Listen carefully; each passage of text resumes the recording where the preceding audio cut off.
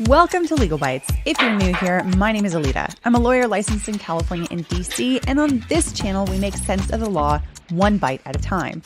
Whether it's live trials or splashy legal headlines, we are here for the facts in the law and no nonsense. Well, unless it comes from our furry four-legged friends, of course. Here is where you bring your unique perspective to agree or disagree with other people, but please, always in a way that's civil and productive. After all, we're here to get to the bottom of the truth with a capital T, and the best way to do that, of course, is with healthy dialogue. So, if that's what you're looking for, jump on in. We would love to have you. Let's get started.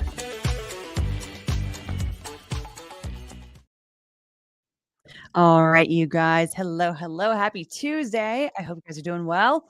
Good morning, good afternoon, and good evening, wherever you're coming in from. I hope you are having a good one. Indy is here. Indy, she's just on the floor, as she often likes to do. But yeah, say hello to everybody. Oh, you're so sweet. You're so precious. I love you so much. Holmes is also here, just off camera. Maybe he'll join us in a second if he thinks I'm about to give some treats. Perhaps we'll see. And I'm sure Mavi is not far either. Aster, as always, is nowhere near any camera anywhere. Anyhow, here he is. Yep, just as I predicted. Hey, Holmesy. So anyhow, like I said, I hope you guys are having a good one. Thank you so much to folks in the chat. Folks with warm comments, warm well wishes. Thank you so much. About the baby bites news. So if you haven't heard, yes, we are expecting in September. So that is very exciting and terrifying news. But anyway, on to the reason why we are all here today in this live stream. All right. We've got sentencing here today. I did not stream the Jennifer Crumbley trial. However, we did watch from gavel. Well, not exactly from gavel to gavel, but we did cover the James Crumbley trial. I did some recaps. We streamed the opening statements. We streamed the closing arguments, and as well as the verdict watch. So we are here now for the sentencing of both Jennifer and James Crumbley. Even though she was, her trial was in February, she was convicted of 4 counts of involuntary manslaughter, as you probably know, back in February. In March, James Crumbley was also convicted of involuntary manslaughter, also 4 counts. Buddy, here, want one? And so their sentencing is together, nice and efficient. If you have been following along, sorry, 1 second. If you've also been following along, you may be aware of the fact that they are asking for some very different things here. Jennifer Crumbley is asking to be placed under house arrest so that she can live basically in like her attorney's guest house in the backyard for, however long. But she's asking for house arrest. James Crumbley is asking for time served. The state is asking for 10 to 15 years for each of them in prison. No house arrest, nothing like that. So yeah, very, very, very different things that they are asking for here. Very different than the sentencing that came down yesterday for the Jonathan Majors case. I know, completely different case, completely different, set of circumstances. But that there was a sentencing yesterday in that case. It didn't surprise me at all that he didn't get any prison time. He didn't have any criminal history before this, and there was nothing in those like overall circumstances that suggest jail time was appropriate in this case. It wasn't a felony; it was a misdemeanor that he was ultimately convicted of. So here in this case, different situation. We've got felonies involving death. It's a much more serious case for this. I would not be surprised if they were both sent to prison for a period of time. I don't know if it's going to be 10 to 15 years. I don't know, but house arrest seems incredibly unlikely. Time served also seems incredibly unlikely, especially given the testimony that Jennifer Crumbley gave during her trial.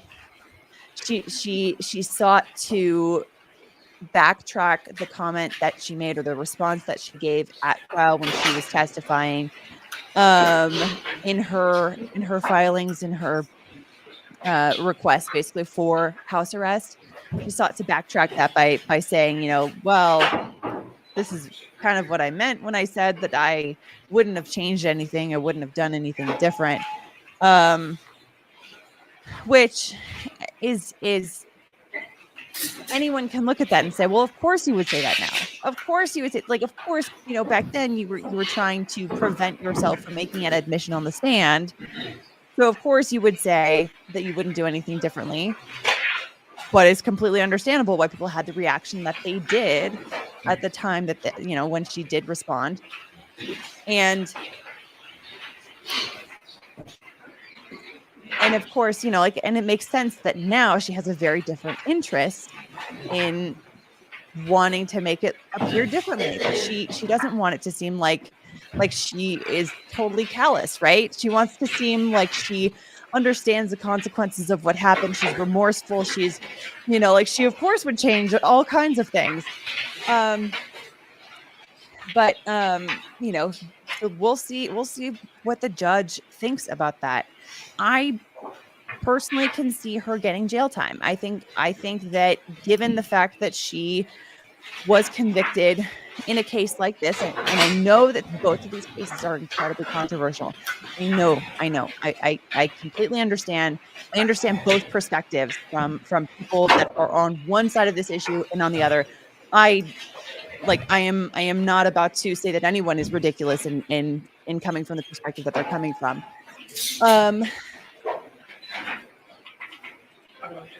But I can see her getting prison time. I can also see James Crumbley getting prison time as well, in light of the phone call that he made with his sister from jail when he made the comments about the prosecution. It was incredibly stupid things to say. Incredibly stupid. And, it probably was just him relieving his anxiety and his tension and speaking a bit more metaphorically. I can see that actually being the case if you look at it from his perspective, because he said comments about something like, I'm going to destroy this prosecutor, I'm going to destroy the DA or something like that. And there wasn't anything concrete and specific about what he said he would do to her personally, but those were incredibly, incredibly unwise statements to make. So here we have Jennifer Crumbley with her attorney. And I don't know if you guys noticed earlier, before that, James Crumbley walked in. He's got his headphones on because apparently he is hard of hearing. So we'll see.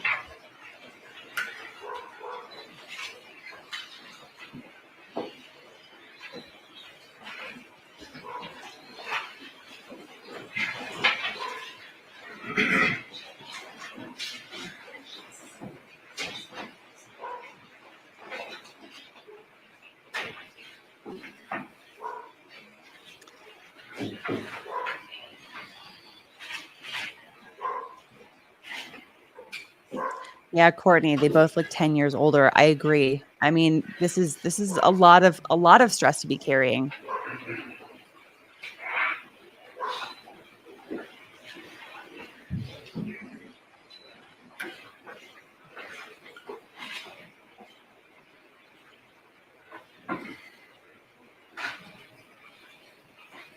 I mean, the weight of going through a criminal trial, going through all of the media and everything else, the uncertainty of what's going to happen, with your fate for the next maybe up to 15 years.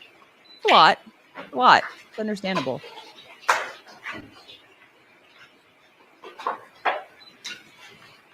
Yeah, Jamie McGee, destroy could mean actual violence if he was free. I agree. I'm not saying I'm not defending those comments either. I want to make that clear too. All right, court is now in the ambiguity session. could cut either way. All right, here we go. Good morning, you may be seated.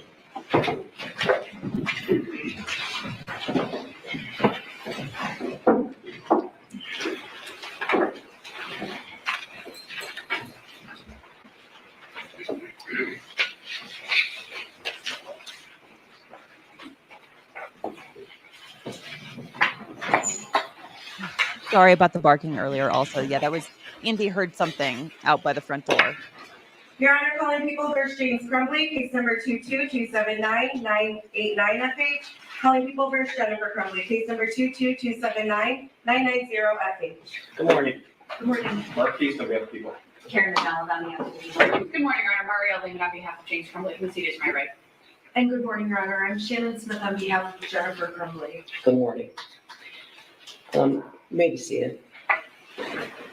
I want to tell you that I became ill last Friday, and I've been taking medication for the last 5 days. I feel fine. My doctor says I'm no longer contagious, but I have a lingering cough that is sure to annoy everyone in this room. I determined my cough would not be as annoying as adjourning the sentence, so you have my apologies. All right. I know this is an emotional day for everyone, and I want to say that I have, I want to ask first, Mr. Crumbley, can you hear? I can. Okay, all right, I want to make sure. The court has reviewed the pre-sentence investigation with regard to each defendant, and the sentencing memos provided. Let me know if there's any issues with With sound. regard to defendant Mrs. Crumbley, have the prosecutor, Ms. Smith, and defendant Mrs. Crumbley had the opportunity to read and discuss the pre-sentence report?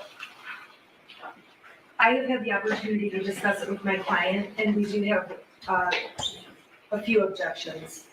Okay, you're There's one correction. getting ahead of me. Sorry. All right. It's a little unwieldy with everyone here, but I just want to make sure that you went over the pre-sentence report. The prosecutor has had that opportunity as well. Yes, sir. Thank you. All right. And with regard to defendant Mr. Crumbley, have the prosecutor, Ms. Lehman, and the defendant Mr. Crumbley had the opportunity to read and discuss the pre-sentence report? Good morning, Your Honor. I have had the opportunity to review the pre-sentence investigation with Mr. Crumbley. All right. And then with regard to defendant Mrs. Crumbley, do you have any corrections, deletions, or additions on both the prosecutor as well as defense counsel? But you may go ahead. Thank you. The only correction we would have, Your Honor, is that actually on the very front. Yeah, sorry, I'm interrupting here because the video feed from me is fine on my end, so it's the transmission to YouTube that is getting glitchy. So I've closed down some other browsers and stuff. So hopefully that will make things better. I VPN is off. Let me double check. Yeah. Okay. Anyway, and I'm not on Wi-Fi. I'm on the Ethernet, so it should be fine. Okay. All right. Sorry, guys. I hope it gets better. Front face sheet, it indicates that Ethan Crumbley is a co-defendant, and I would ask that he be taken off in that regard. Well, he's not, I think probation has I've discussed this with probation. Ms. Wheeler, what is your suggestion with regard to the pre-sentence investigation? He clearly is not a co-defendant. That's correct. And in the PSI, he's listed as a related defendant, which is the best phrase we could come up with. But I'm comfortable if we want to move that to a condition 9.01. Okay. And then it would list him as a co-defendant, but it was still requested no contact order. Okay. Are you each satisfied with that? He's a related defendant, correct? I'm satisfied with that, but I would ask the court to hear our objection as to the no contact provision later. Sure. Thank you. Sure. All right. No other corrections, deletions, or additions, correct? Correct. All right. Not for Mrs. Crumbley. Thank you. All right. Prosecutor, with regard to the pre-sentence investigation, with regard to Jennifer Crumbley, are there any corrections, deletions, or additions to the pre-sentence No, investigation? yes, thank you. All right. And with regard to Mr. Crumbley, are there any corrections, deletions, or additions to the pre-sentence investigation? Yes, Your Honor, there are some corrections. Again, on the cover sheet, the cover sheet of the PSI report does indicate that Mr. Crumbley's son is a co-defendant. I understand that that's going to be changed. Correct. We're satisfied with that. Also, on page 1 of the pre-sentence investigation report, there's an indication that Mr. Crumbley has a substance abuse history. He indicated during the pre-sentence investigation that he has used substances, alcohol, marijuana, but not a substance abuse history. So we would ask that the PSI report reflects that Mr. Crumbley does not have a substance abuse history. It's just simply a box checked yes, Your Honor. Well, I guess I'm going to ask probation to indicate why they checked that box, but from what I read, he indicated that he used marijuana daily, and I didn't read that there was any medical purpose. There's also some support for large volumes of vodka and whiskey being purchased in a 1 month period, so. Your Honor, I am so sorry, if I may, I did not realize it says yes in the box for Mrs. Crumbley with regard to alcohol use.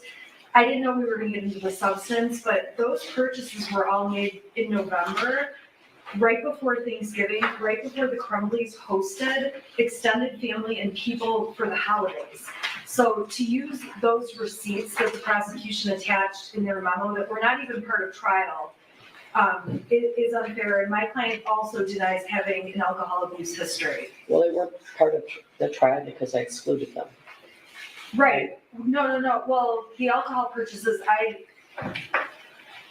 you had excluded the photographs with the alcohol bottles. I believe 2 years ago, there was a request by the prosecution to introduce evidence that the Crumbleys had made large volumes of purchases at a liquor store close to their home. And I don't think at the time the prosecutor was able to link those party store purchases to alcohol. So at that time, 2 years ago, I believe I excluded that at that time. But I'm going to allow the prosecution as well as probation to address that. Just on the last comment from the court judge, that's correct. I think it was June of 2022.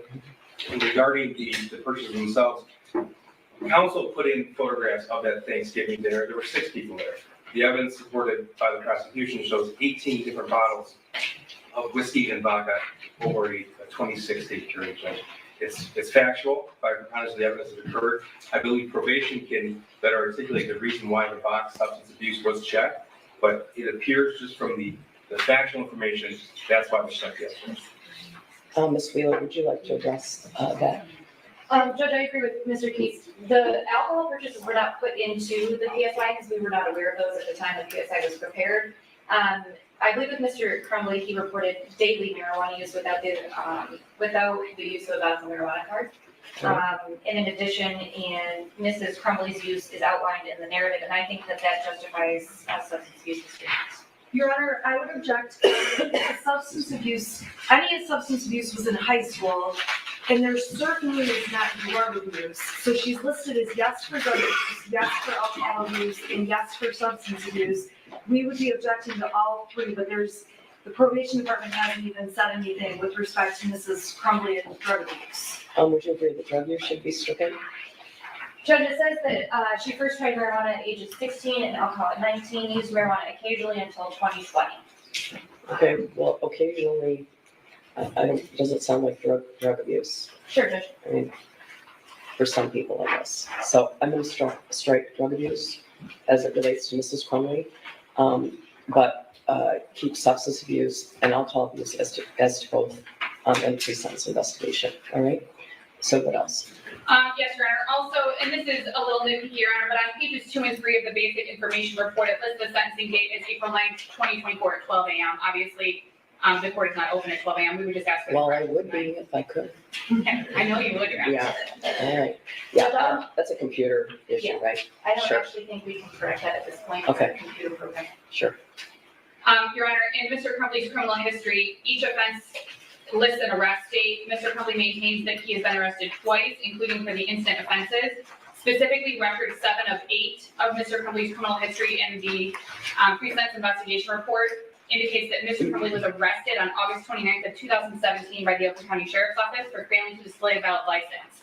I did review the District Court Register of Actions online.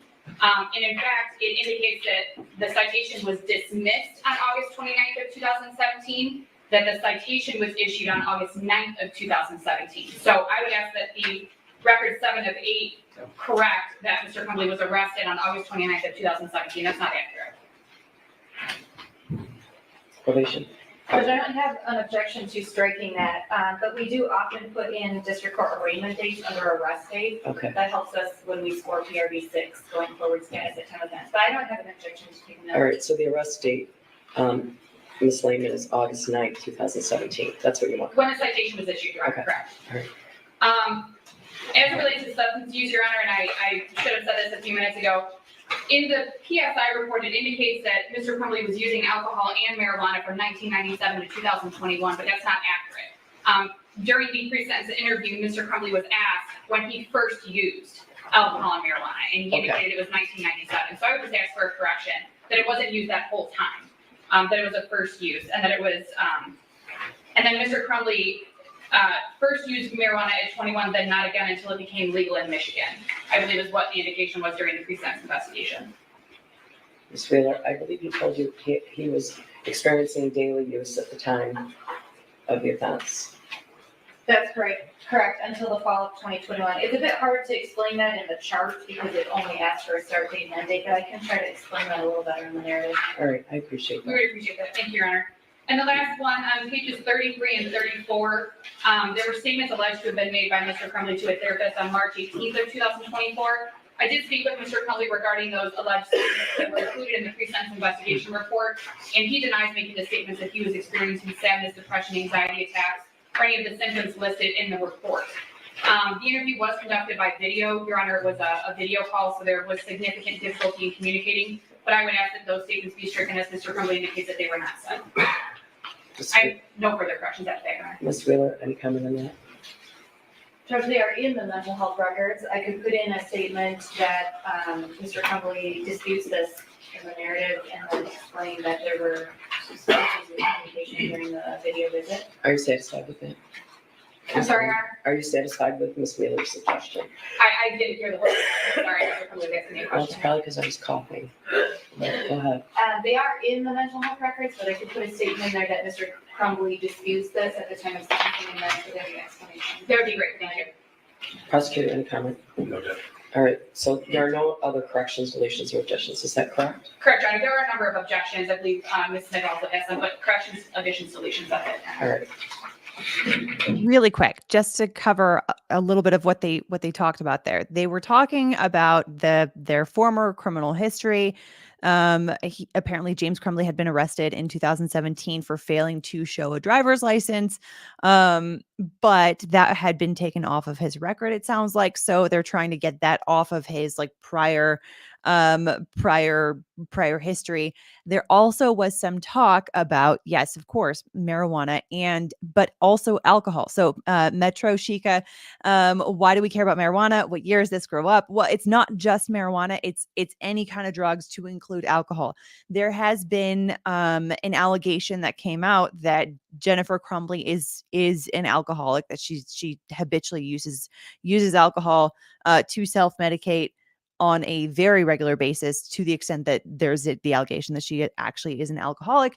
And James Crumbley, I guess had talked in his pre-sentencing interview about the fact that he did habitually smoke marijuana. I guess they both smoked marijuana, but anyway, regardless, all of this is getting into some factors potentially for sentencing. Is are they abusing it? And so the judge did clarify, and she did take off from Jennifer Crumbley's record, or I guess as to Jennifer Crumbley, she did take off the essentially the allegation that she's a regular abuser of marijuana, and so that is not going to necessarily be a factor for her. Alcohol, perhaps. I don't know, but Karen Lester, question: will this make much of a difference in sentencing? It could. I admit I should have looked at the Michigan sentencing guidelines before this. I apologize, but I would imagine that there are certain factors in the sentencing guidelines that include this kind of substance abuse to potentially change the outcome here. Also, Wheaton is what? They keep them in jail clothes for sentencing. So yes, it probably is different for different jurisdictions, but we did see this in the Ruby Frankie and the Jody Hildebrandt sentencing as well. If you watched those, they both were also in prison stripes for their sentencing. And the reason for that is because, so you have to kind of take a step back and get into the reasoning for why they put criminal defendants in regular street clothes for their trial. It's because they usually are being tried by a jury, and a jury has a hard time setting aside that sort of like mental bias, if they see a criminal defendant already in prison clothes and shackled and all that kind of stuff before they've been convicted, it can be a subconscious sort of bias that they start to create about that person in determining whether or not they are guilty. Here, they're already guilty, and this is being determined by the judge. The judge doesn't have the same sort of risks that a normal jury does, because she works day in and day out with these kinds of cases.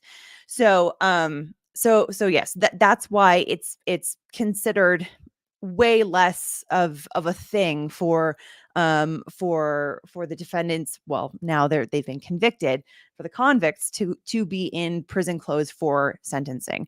Also, Uncivil Law, thank you so much for the super chat. Congrats. I'm happy for you. Thank you. And I see more well wishes in the chat. Thank you guys. I really appreciate it. Thank you. Okay, let's get back to this.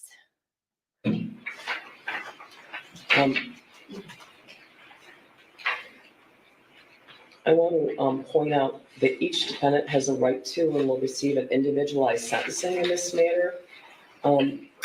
I want to confirm, because the victims impacted are the same, the court felt it would be in the best interest of the victims, the defendants, and also judicially efficient to hear all of the victim impact statements at the same time.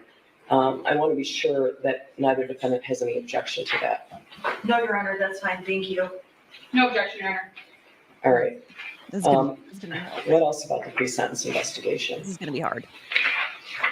Who would you like to go first, Your Honor? Would you like to go first? Sure.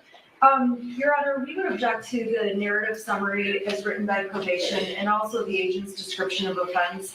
It's very obvious that probation did not sit through trial and hear all of the evidence that came out at trial. For sure.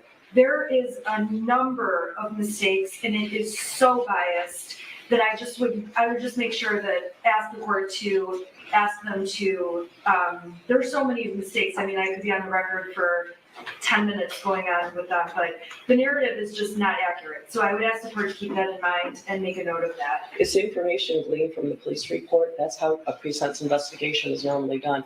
I don't think anyone here, to my knowledge, has a copy of the transcript of either trial. My understanding is ordering that is about $35,000, right? Yeah. I don't think anyone, the probation, of course, is not seeing a trial transcript, and in any sentencing, they haven't seen a trial transcript. I do agree with you that the agent's description of offense is from the police reports and documents along those lines. However, the narrative summary of what was proven at trial, identifying 5 things against Mrs. Crumbley, is simply inaccurate. Those 5 things are pointed out in my memo. I explain each of those. If the court does not need me to make a record, I won't, but if the court does. Well, that's up to you. It's That's in the up to you. record in terms of the sentencing memo. Okay. I'll just give like one example. They're saying that as the 5th reason, she should be considered to have committed illegal acts is because she was, let me get the right words. She was rarely home. That in itself is not a crime. That in itself is not illegal. The information put in that report is not accurate. It I wasn't agree with you. proven. The same could be said about me. Say me too. Me too. Okay. So I So- agree with you.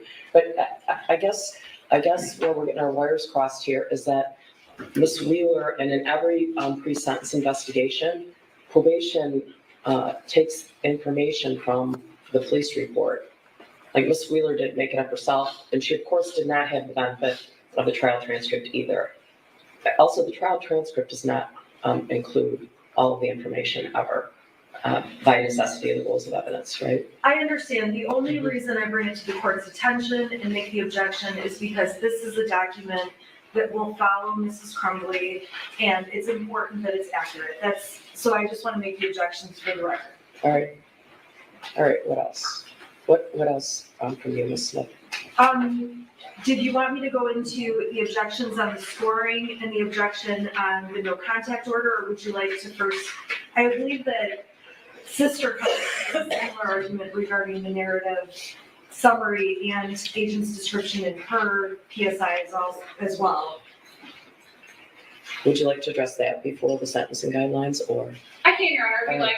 I did submit the sentencing memorandum, which does more fully outline what my objections are. However, Your Honor, in reviewing the over 14-page narrative that was provided to the court in the PSI report, it's obvious that it at least appears to myself, Your Honor, that narrative was mostly written after Jennifer Crumbley's trial. It was not written after James Crumbley's trial. It contains mostly information regarding information found in the police reports, in various witness statements, and information from the prosecutor's office, it appears. And I'm objecting to it because it is not specific to Mr. Crumbley. It's not accurate. It contains information that was not admitted at trial. It contains information that was not evidence during Mr. Crumbley's trial and shouldn't be held against him for the purposes of sentencing. Well, I guess I agree with you. Ms. Wheeler is always very thorough, and I'm not surprised that there's a 14-page narrative. That information was taken from the police report, and I'm aware of that. I believe that the Department of Corrections always does it in that way.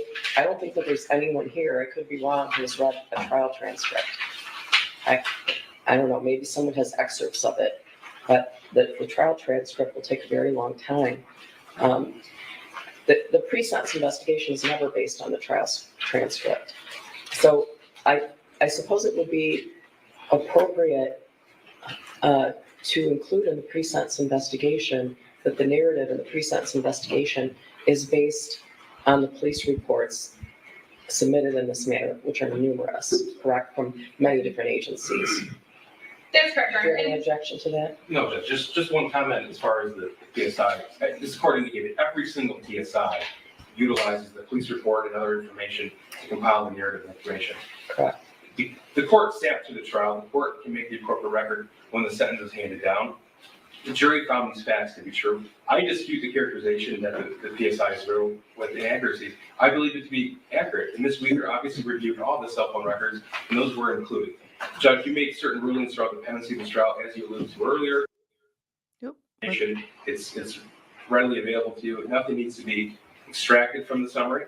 I have no objection to a statement in the PSI indicating that Ms. Wheeler drew information from the narrative or police reports. That's fine. Like I said, it happens in every single case, but I do dispute the characterization. But I understand the court is going to issue the sentencing individual to the offense and the offender based upon the record. Correct. So we'll add that. Thank you, Your Honor. It does, in the report, it does indicate a number of reports that Ms. Wheeler relied on in writing the narrative, and then it says, and other evidence.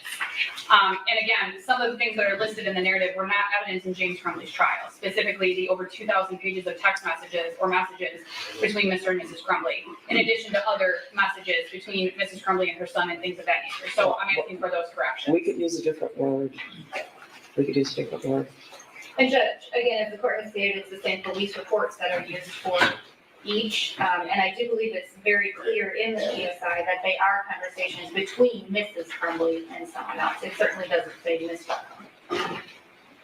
That's correct, Your Honor. I'm just ensuring that Mr. Crumbley's PSI is specific to Mr. Crumbley, I and that the understand. court is considering that. That's why I'm making the objections I'm making, Your Honor. All right, I appreciate that. Thank you, Your Honor.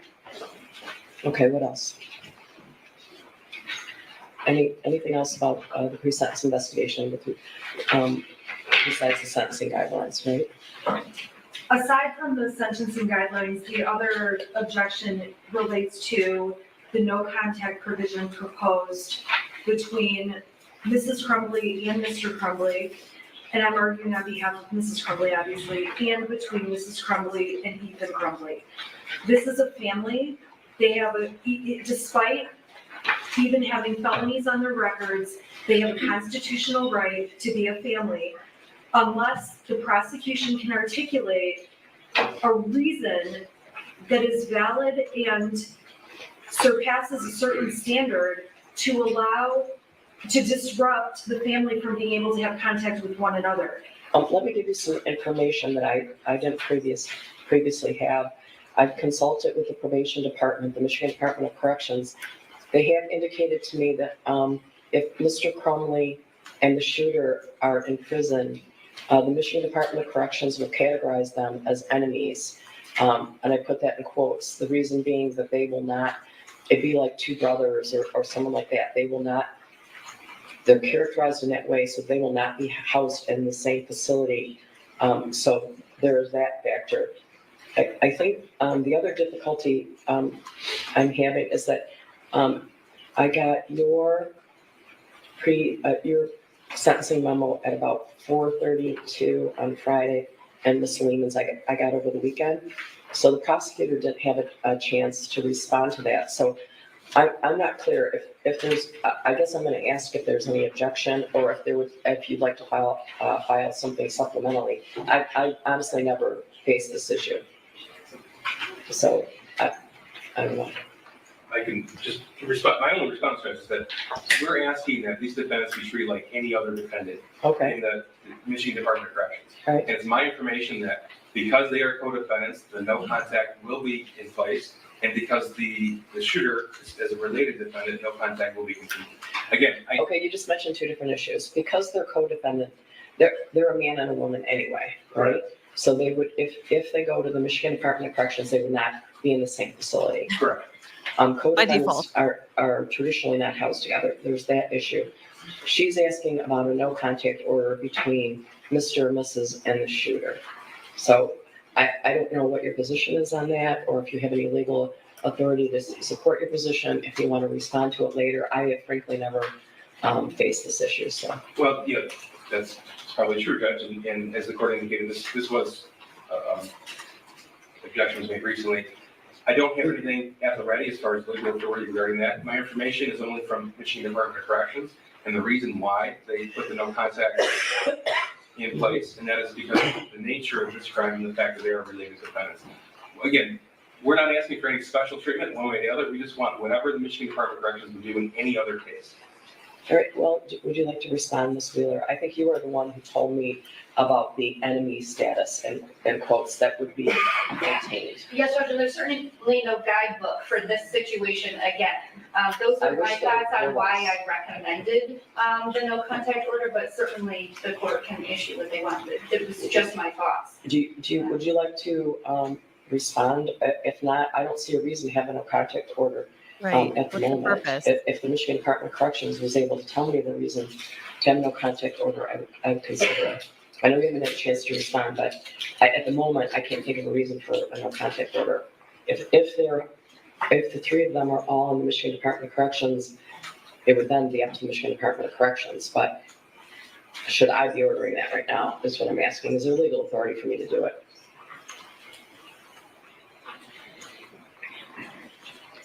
It's like, The you know, actions are lifting the no contact order or allowing you to research further.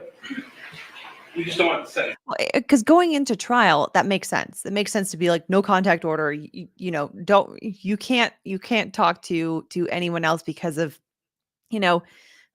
purposes of, I don't know, matching up testimony, things like that. I can understand that kind of thing. But now at this point, they've all been convicted. They're all going to be, forever? They're not allowed to talk to each other so long as all three of them are in prison. That is a little strange to me. Also, Sandy, thank you so much for gifting another 5 Legalbytes memberships. Very kind and generous of you. Thank you so much. So Sleepy Vapor, Nashe Jones, Flashfan85, Wendy Sponsler, Jen J, you have all been gifted memberships by Sandy. So welcome back to Bike Club. Very happy to have you guys here. I hope you can join us on Friday for our next casual Friday members only live stream. All right. Thanks. Sentencing to be judge. Me neither. I'm not a training sentencing. In that case, Judge, could the court hold this in abeyance so we can respond? Yes. That would be, Yes. that would be my preference. All right, I'm gonna do that, all right?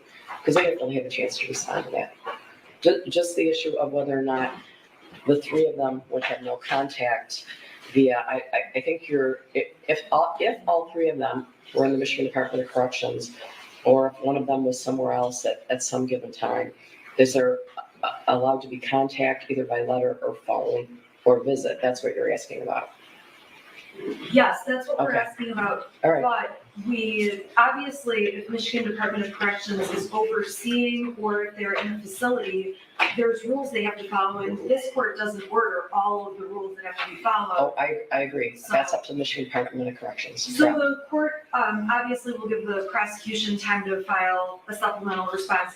We filed our response rather quickly because we were given the PSI last week. We were given the prosecutor's memo on Wednesday. And I mean, obviously I got it Friday, but there wasn't much time. I would also like an opportunity to either respond to their argument or to be able to brief the issue, first, if the court would like, because it's my objection, more fully than I have been able to in here. You may. Okay. It's not something I've dealt with Okay. I recently. guess I'm just asking what time frame the court would like, or, How long would the prosecution like to respond? A week's fine, Judge. Okay, so you are going to file something by April 16th, and then how, would you like till the 23rd of April to respond? that would be great, thank you. I mean, they might do some research and find out there's no basis for it. I don't know. And Judge, I will look further into that and also provide the information. All right, thank you. Thank you. Judge, I'll communicate with the court, defense counsel information. Thank you. Just for the record, I'm just placing my objection to the no contact order for the reasons stated in my sentencing memorandum. I will also file a reply brief on the 23rd. All right, thank you. All right, what else? Your Honor, the remainder of the objections for Mrs. Crumbley are based on guidelines All right. scoring. Sure, Would the court like me to? sure. Okay. Your Honor, Mrs. Crumbley is objecting to the scoring of offense variables 7, 9, and 13, all based largely on the same reasoning. And so those offense variables are scored the way they are proposed by the Michigan Department of Corrections based on the number of deaths that resulted and based on the number of persons injured. And the problem with it is that Mrs. Crumbley was found guilty of completing an act of gross negligence or failing to adhere to a legal duty. But when the shooter got the gun and made the decision to shoot multiple people, that took any and all culpability for the number of victims and put it in his hands. So the shooter, if he had gone out and shot one person, which if it's reasonably foreseeable he would hurt anyone, That's an okay, interesting one argument. person might be reasonably foreseeable, the guidelines would be scored far differently. And just as a matter of course, the guidelines don't take into account a situation like this, much of the law in this case has been novel and new. So we would ask the court to score those guidelines at 0 points because. Can you be specific about which, we need to take each guideline individually. It's important for the record. I mean. Sure, okay, so prior record variable 7. So in case, let me just kind of sum up what she just said in case you guys missed it. She basically is saying that, the sentencing guidelines add extra punishment for the fact that there are multiple victims, right? Because in this case, that's something that happened, right? There were 4 people who died, other people, and then ultimately other people who were injured. But in both of their cases, what we're talking about is the 4 people who died. And so she says that the sentencing guidelines, her argument anyway, is that the sentencing guidelines don't necessarily take into account a situation like this, where someone's being held responsible for the actions that someone else took. It is entirely out of the hands of Jennifer and James Crumbley that their son decided to shoot multiple people as opposed to one person.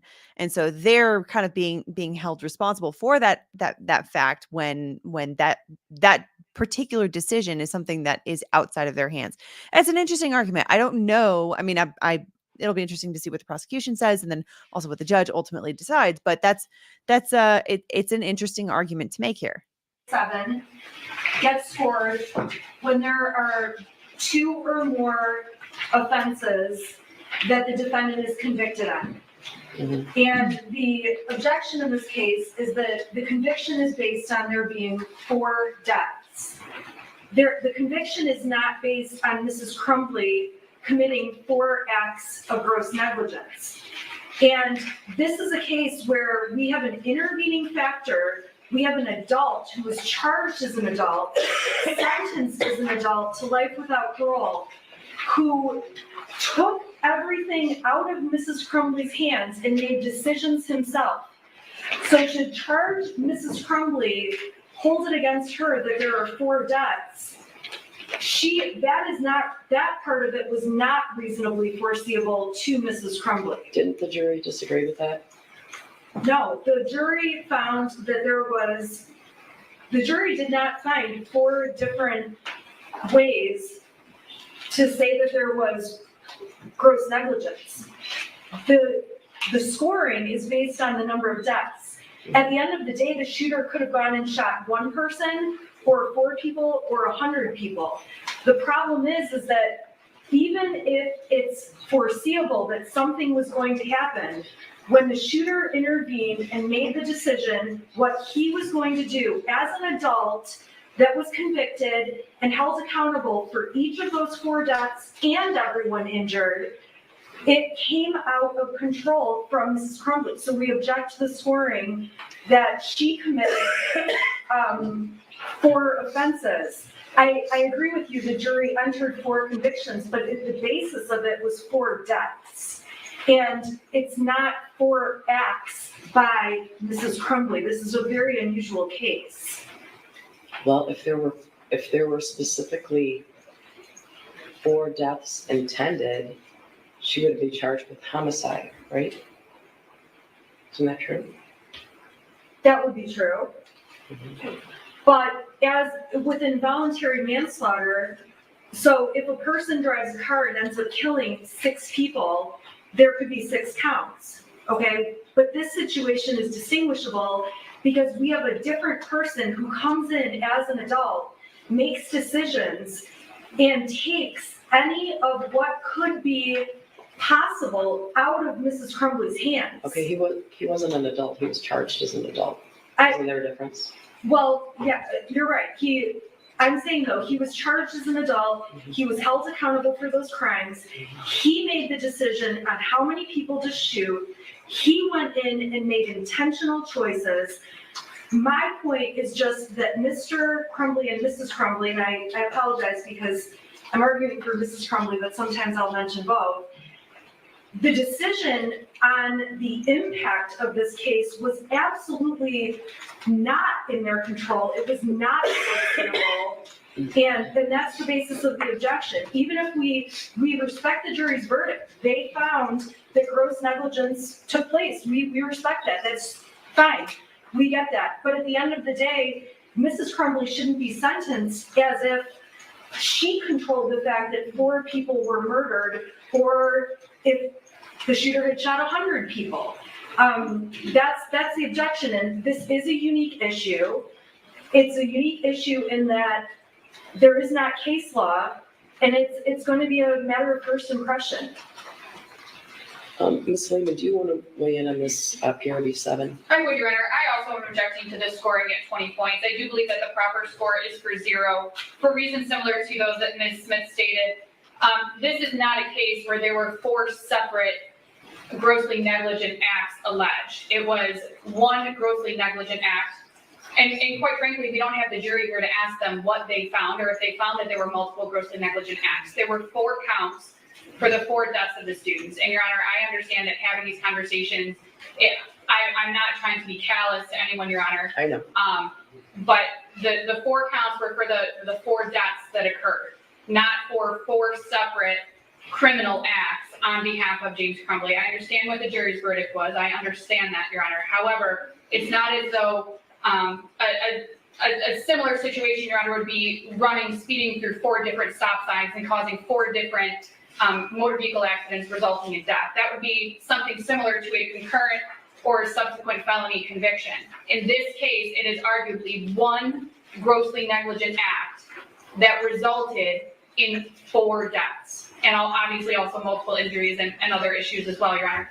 But my position is that this should not be scored at, PRD 7 should not be scored at 20 points because it is 1 act, not multiple acts. And I don't believe that the sentencing guidelines properly consider the facts of this case. Again, we've never seen a case like this before, and I don't believe that the sentencing guidelines properly consider the facts of this case, Mr. Crumbley's case, or even Mrs. Crumbley's case, to adequately score PRV 7, and I believe it should be scored at 0. So they're basically making the same argument, but here you can kind of see the difference between the two different attorneys. You know, I was following along with what Jennifer Crumbley's attorney was saying, with what she was arguing, but you know, when she started to get kind of pushback, when she started to get pushback from the judge, she, you know, was a little bit more agreeable with the judge and saying, well, yeah, okay, that's true. So it was a much simpler argument coming from James Crumbley's attorney, which, you know, maybe the judge is about to respond and give her similar pushback. Maybe she'll also respond differently. But, you know, what she's clarifying here is saying, look, this was one act.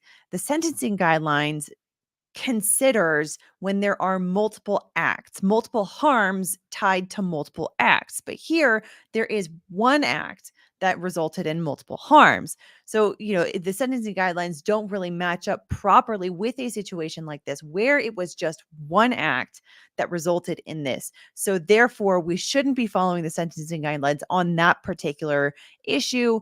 And you know, to make things more fair to these two defendants here. That's what she's basically saying. And it's a much simpler, much clearer argument. She doesn't quite get caught up in a lot of the fluff that the first attorney did. So yeah. Also, really quick here, let me answer some questions and also super chats here. Thank you so much. John Hansen, thanks so much for the super chat. Hello, love your channel. I've been watching from day one, Johnny Depp, Amber Heard, and just rewatched it again a couple months ago. Wonderful. Thank you so much. I hope you enjoyed it the second time around as well. FlashFan85, member for 8 months. Thanks so much for being a member, Flash Fan. Hey, favorite law tuber, just wanted to say congrats once again. Love and support you and glad to be here as always. You are and will always be my favorite streamer. Thank you so much. And also a question from Darkwater Stag. Do you have any plans to watch / cover the Apple River self-defense stabbing case involving Nicolay Mew? Do you happen to know of any others on LawTube who are commenting on it? So I haven't been following it very closely. I've been wanting to, but I don't know if I'm going to reasonably be able to get caught up on it to be able to really do a full like recap of it, but maybe I can pop in for some details here and there. I do know that Lawyer has done at least one video on it. I think he's done a couple actually on it at this point. So definitely check him out. He's fantastic attorney, really great thoughts. If you don't already watch Lawyer stuff, I highly recommend it. He's a great guy also, on top of everything. I'm going to ask both the prosecutor and probation if you'd like to respond. Thank you, Judge. There is zero support for counsel's argument that PRV 7 should be scored at 0. The case law is clear, the statute is clear. There were 4 separate homicide counts. 4 children were murdered November 30th, 2021. Because of that, each defendant was charged and then convicted of a homicide count, involuntary manslaughter, each with its own elements, Judge. We've argued back and forth about was this homicide or was it not. This is why the court issued the rulings the way the court did regarding the video and other evidence regarding photographs of what happened inside the school. The statute is extremely clear. 4 separate counts. They don't get to have a scoring of 0 as if 3 children weren't killed, Judge. It is clear with the law. It has to be scored at 20 points. Anything further from probation? No, Judge. Right, well, I have. So, you know, understandably, the argument from the prosecution is, well, no, there were 4 people who died. 4 people who died. There were 4 charges, 4 counts. Therefore, all of those are a factor for this, for the sentencing. Essentially, tough luck. Sorry. The fact that you did something grossly negligent and it resulted in this many harms, you're still responsible for it, regardless of whether or not it was 1 act or 4 acts. That's what their position is. So, you know, I also understand that argument too. Review this thoroughly, the sentencing memos that you have submitted, as well as the pre-sentence investigation, the statute and the case law, and I believe PRV 7 is scored correctly with regard to both defendants. Your Honor, the next objection that Mrs. Crumbley raises is on offense variable 9, which is the number of victims. This analysis is the same as the arguments I just made on prior record variable 7. When the shooter came in and made the decision on the number of victims, it became not a reasonably foreseeable conclusion that he would do what he did. And that is why scoring that at 100 points for multiple deaths, these guidelines don't take into account this very unique situation where a person is again charged and convicted and sentenced as an adult made that decision. And it violates due process and all of Mrs. Crumbley's constitutional rights to hold it against her that her son shot multiple people versus just one. So we would ask that that offense variable be scored at 0 points. Slayman, do you want to weigh in now, or? Yeah. I can, Your Honor, and that way the prosecution can respond once, Your Honor. All right, go ahead.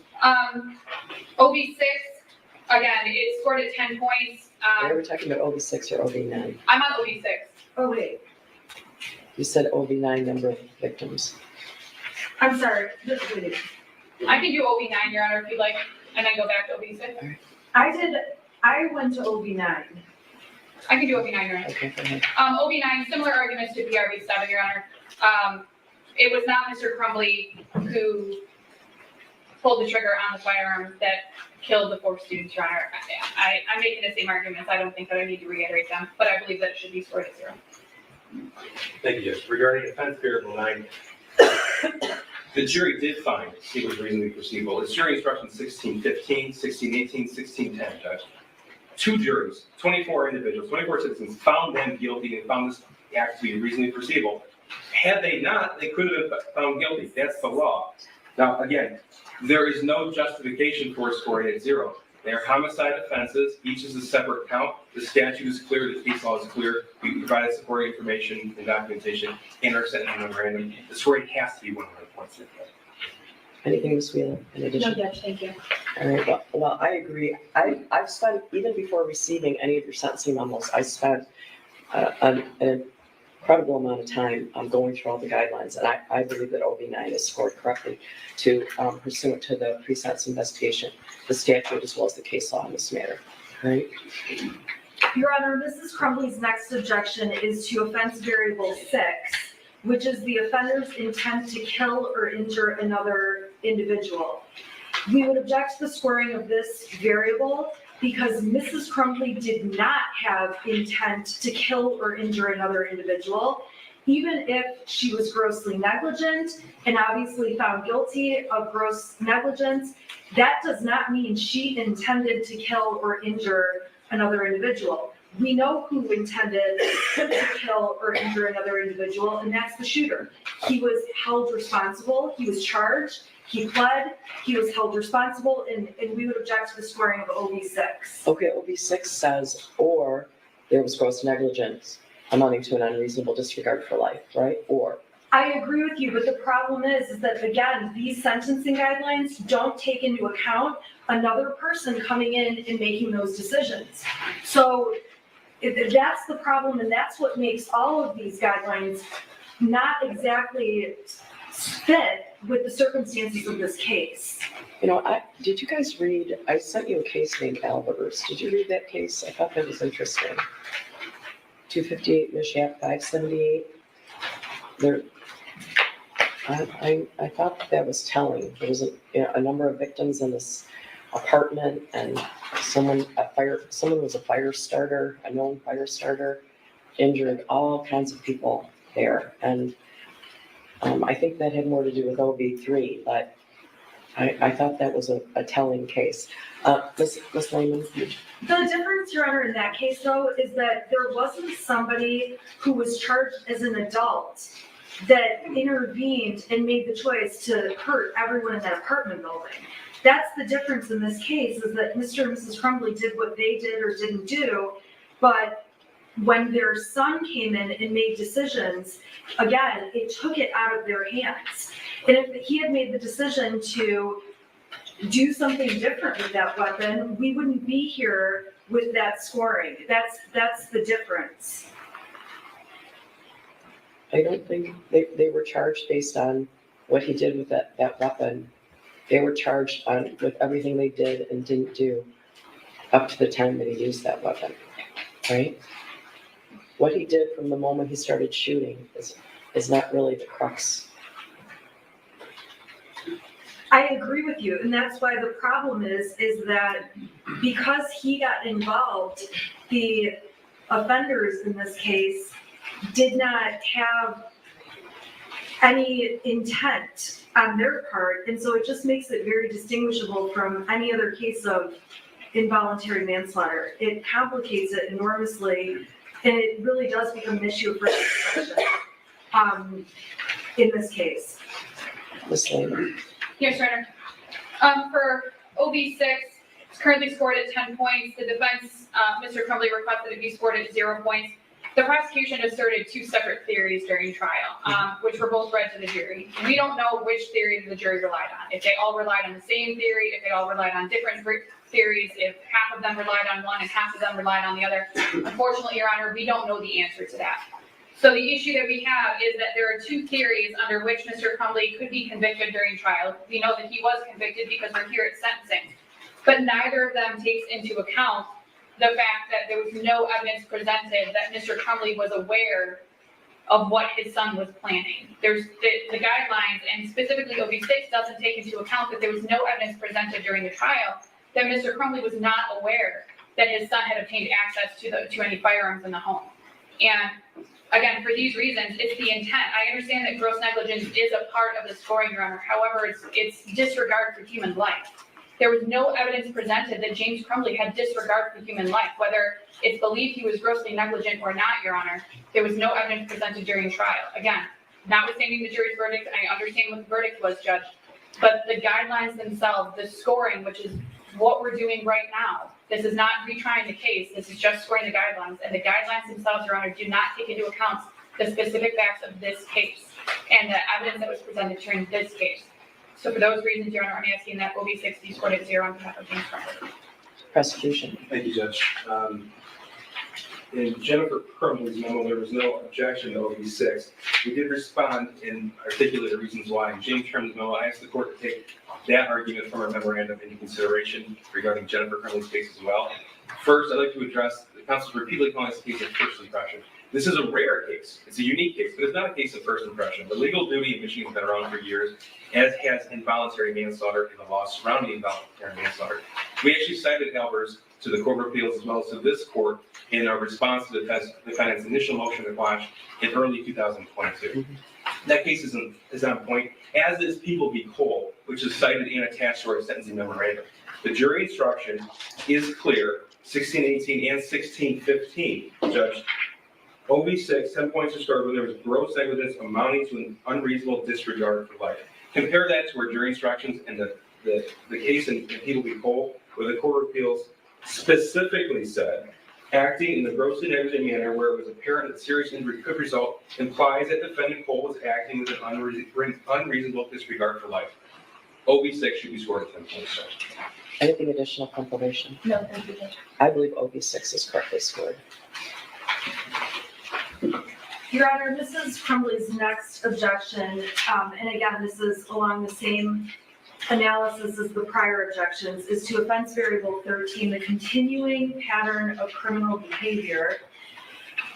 This case is scored based on there being 4 resulting murders and multiple injuries in this case. And again, this factor was ripped out of the hands of Mrs. Crumbley when the shooter decided to make a continuing pattern of behavior and resulted in multiple harms and murders. Mrs. Crumbley did not exhibit a continuing pattern of criminal behavior. There were not 4 or multiple counts of gross negligence, and therefore we would just object to it being scored at all. Ms. Lehman. Yes, Your Honor. For OB13 for Mr. Crumbley, a single felonious act cannot constitute a pattern. People versus Carl, 322 Mishap 690, is a Court of Appeals case which indicated that a defendant's multiple convictions for reckless driving causing death or serious impairment arose from his single act of driving recklessly. He had passengers who were injured. There was at least one death that occurred. The Court of Appeals found that it was error to score OB 13, even though the driver of the car, who was the defendant, struck and killed someone, and passengers in the defendant's car were seriously injured. So, Your Honor, this would be something similar. This is arguably one act that resulted in 4 deaths. This is not 4 separate acts. Going back to my discussion, and I believe PRV 7, Your Honor, running 4 different stop signs. Those are 4 separate and distinct acts resulting in injuries or deaths. In this case, we don't have that. It is arguably one grossly negligent act that resulted in 4 deaths. And Your Honor, I'm not in any way trying to minimize that those students were killed, Your Honor. But in scoring the points, it's currently scored at 25 points for the 4 deaths and not 4 separate acts. Those 4 separate acts were committed by Mr. Crumbley's son based on, according to the jury, his one act of gross negligence. And again, we don't know what act the jury relied on. We don't know if they believe that there were multiple. We don't know, quite frankly, Your Honor. But there aren't 4 distinct acts, 4 separate acts of gross negligence that resulted in each of the 4 deaths of the students. So again, Your Honor, for these reasons and the reasons that I stated in my memorandum, which I do cite additional case law for the court, I believe that OB 13 should be scored at 25 points on behalf of James Crumbley. Well, I did read the I'm sorry, 0 points, Your Honor. I did read the case law in your briefs, but I think there's some more recent case law provided by the prosecution in their brief. I don't know if it's Furman or Gibbs. Do you want to respond? Yes, that's great, thank you. First of all, OB 13 does permit the court to score 25 points when the incident occurred on one day. There was substantial evidence presented to the jury to show this was not one isolated act. Gross negligence occurred over a period of time. There was absolutely a pattern of gross negligence that culminated in the shooting on November the 30th, 2021. Just off the top of my head, buying the gun, not locking the firearm up, not taking him home when asked, not asking him about the gun on November the 30th, not reacting in a variety of different ways when shown that map worksheet November 30th. There wasn't one single act of gross negligence. It occurred over a continuum. We presented evidence in the Jennifer Crumbley case from March 2021 till December of 2021. In the James Crumbley case, again, March of 2021 to December of 2021. Over the period of those 8 months, Judge, there were a number of acts for this court to rely upon. We do believe that OB 13 is appropriately scored at 20. Anything else from probation? Again, I reviewed all the PRVs and OBs and the case law and the statute. I believe it's correctly scored. Your Honor, the next objection Mrs. Crumbley has is to offense variable 19. This is a different type of argument than the prior argument, so I just want to let the court know. This offense variable is to be scored when a defendant interferes with or attempts to interfere with the administration of justice. And the reason this was scored against Mrs. Crumbley is because of the claim that she tried to run and tried to avoid arrest. On the night before charges were issued, I texted Ms. McDonald directly, which I attached to my memo, and said, Judge, I know it's argument, Judge, but we've been over this before a number of times. And the court, a charged felon doesn't get to text somebody We've had this and the discussion. court has already indicated that, Judge. I ask you to move on. I'm going to let her make her argument, but we've had this discussion before. Law enforcement does not have to ask for permission to arrest someone. If I have an outstanding warrant, one of these deputies could come up to this bench right now and cuff me. I understand that, but what the prosecution has done is put together a false narrative that's been repeated by the media over and over and over. And it's been repeated in court. Ms. McDonald is the one who said they were in an industrial building. She's the one who used the word abandoned. It was a warehouse, a non-retail place that was closed at night. So, I mean, yeah, it is accurate to call it an industrial building. It is. I mean, that's what the building looked like. I'm not saying this, looking at this, loving the prosecution for any reason, really. I mean, I remember seeing the building and I was like, okay, that's an industrial building. Yes, there are people in it, there are businesses in it, but it's not like a place that receives customers, apparently. So Right? It was not a warehouse. It was a building that had businesses in it. It was a non-retail building. No, there are retail businesses in there, and there are businesses in there that are not retail businesses. Either way, it was not an abandoned warehouse. Okay. Okay, and then the prosecution argued and put on a I record. guess it's hard for me to understand why it matters whether it was abandoned or not. Okay, because the narrative the media has played over and over and over repeats inaccurate information. I can't control the media, trust me. I understand. However, the prosecution also stated falsely and knowingly falsely, based on the fact they had a video of when Mrs. Crumbley and Mr. Crumbley were Oh, pause in the stream. a mattress, which is just not true. They were laying on a mattress. Right. At the time, though, they made it sound like they're crouching and hiding, and the media reported that over and over and over, and that has been a major problem throughout this case, and why I asked this court for a gag order. And we were thankful. Okay, but I mean, here's the thing. Both of these trials were televised, where the defense in each case had an opportunity to set the record straight in front of everyone. So this whole argument is okay. I mean, okay, make the argument, get it on the record. But this right here is she's losing me on this particular argument. And there are some questions here. Let me answer them. Nyarlathotep, I'm sorry if I'm mispronouncing that. Can't they argue they failed to secure multiple guns and ammo, so multiple acts of negligence? Well, it's based on the charges, and that comes from multiple harms. So that's where that comes from. Mountain Princess 207, do they assume most of these are going to be turned down, just doing it to get it on the record, or also do they think they can change minds? I think they are actually trying to argue to convince the judge here on these various factors. So what they are doing is they're going through multiple factors that have been brought up by the prosecution to be applied in both of their cases. And so they're going through to say, Your Honor, you should basically mark this one as a 0. Don't add any points for this one, because what they do is when there's a certain amount of points, like this is a point scale. This is very common in these kinds of cases across the US, that, when you rack up a certain number of points, that can put you in a particular category for various types of punishment for sentencing. So the fewer points you have from the defense perspective, the fewer points you have, the better. From the prosecution's perspective, the more points you have, the better. So this is what they're trying to do, is go through each one, and the defense is making their argument that they should each one of these should be marked as a 0. Of course, that's the argument that they want to make. That's what they really want to convince the judge. And some of these, they might actually be winning on some of these. I don't know. We'll find out. But the prosecution, on the other hand, is then, of course, making the inverse argument, of course. Anne Hagberg question. Sorry if this has been asked with separate trials. Why is sentencing together?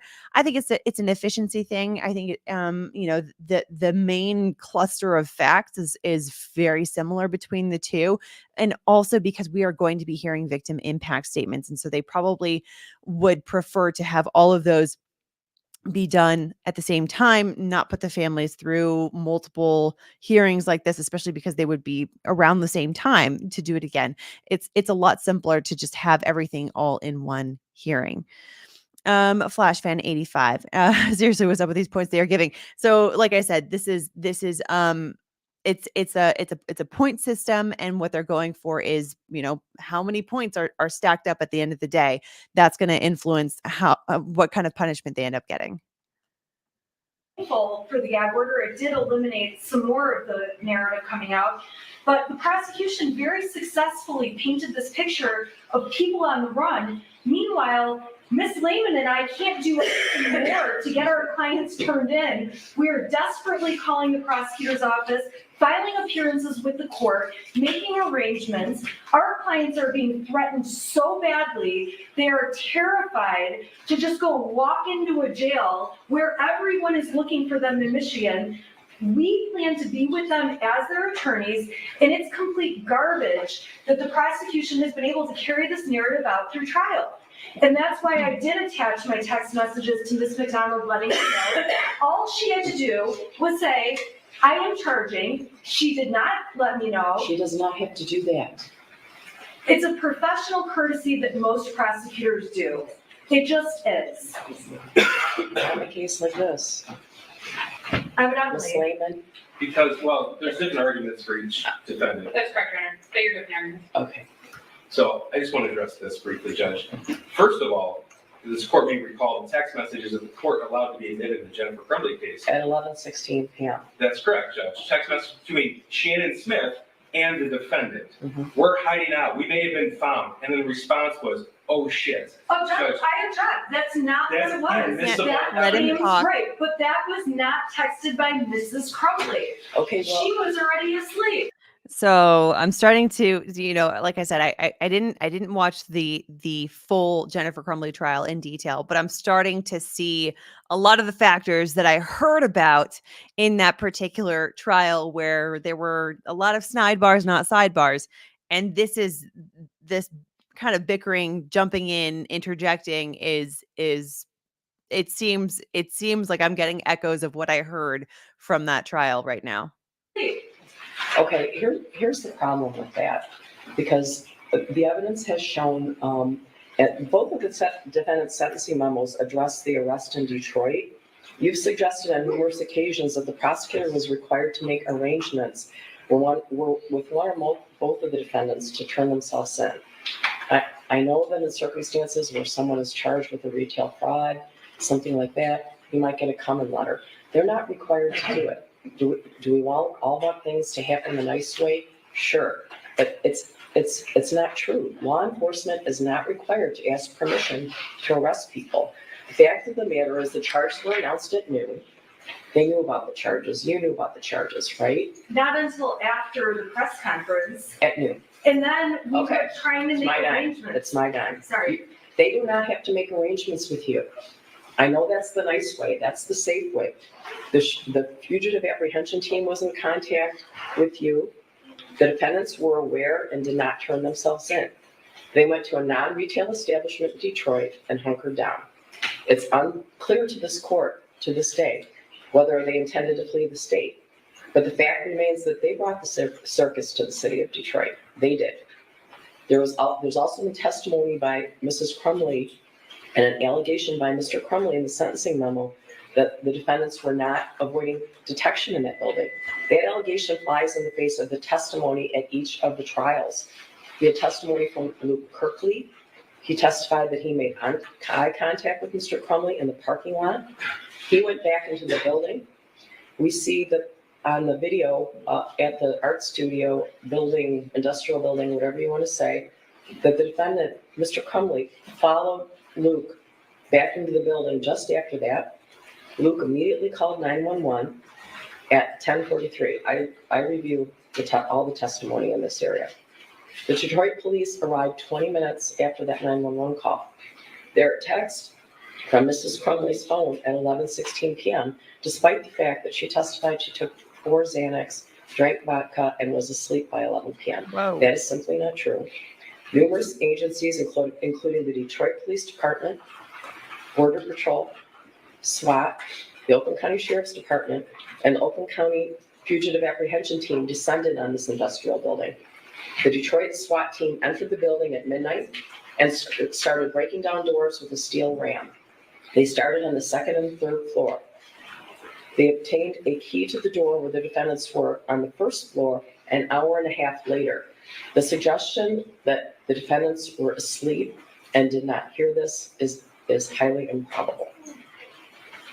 Thank you, Judge. The only addition I have to that is the court referenced the testimony from the trial judge, and I appreciate that because retired Sergeant Hendrick, as well as Lieutenant Willis, testified very clearly upon multiple questions. Is a sheriff's office function to trigger the fugitive apprehension team? It is a law enforcement function. It doesn't happen because of a request or demand by the prosecutor's office. It's wholly separate and distinct. That was clear in the testimony. I just want that paper on the record. Thank you, Judge. Did you want Also, Jan, member for 16 months. Thank you so much for being one of our awesome members.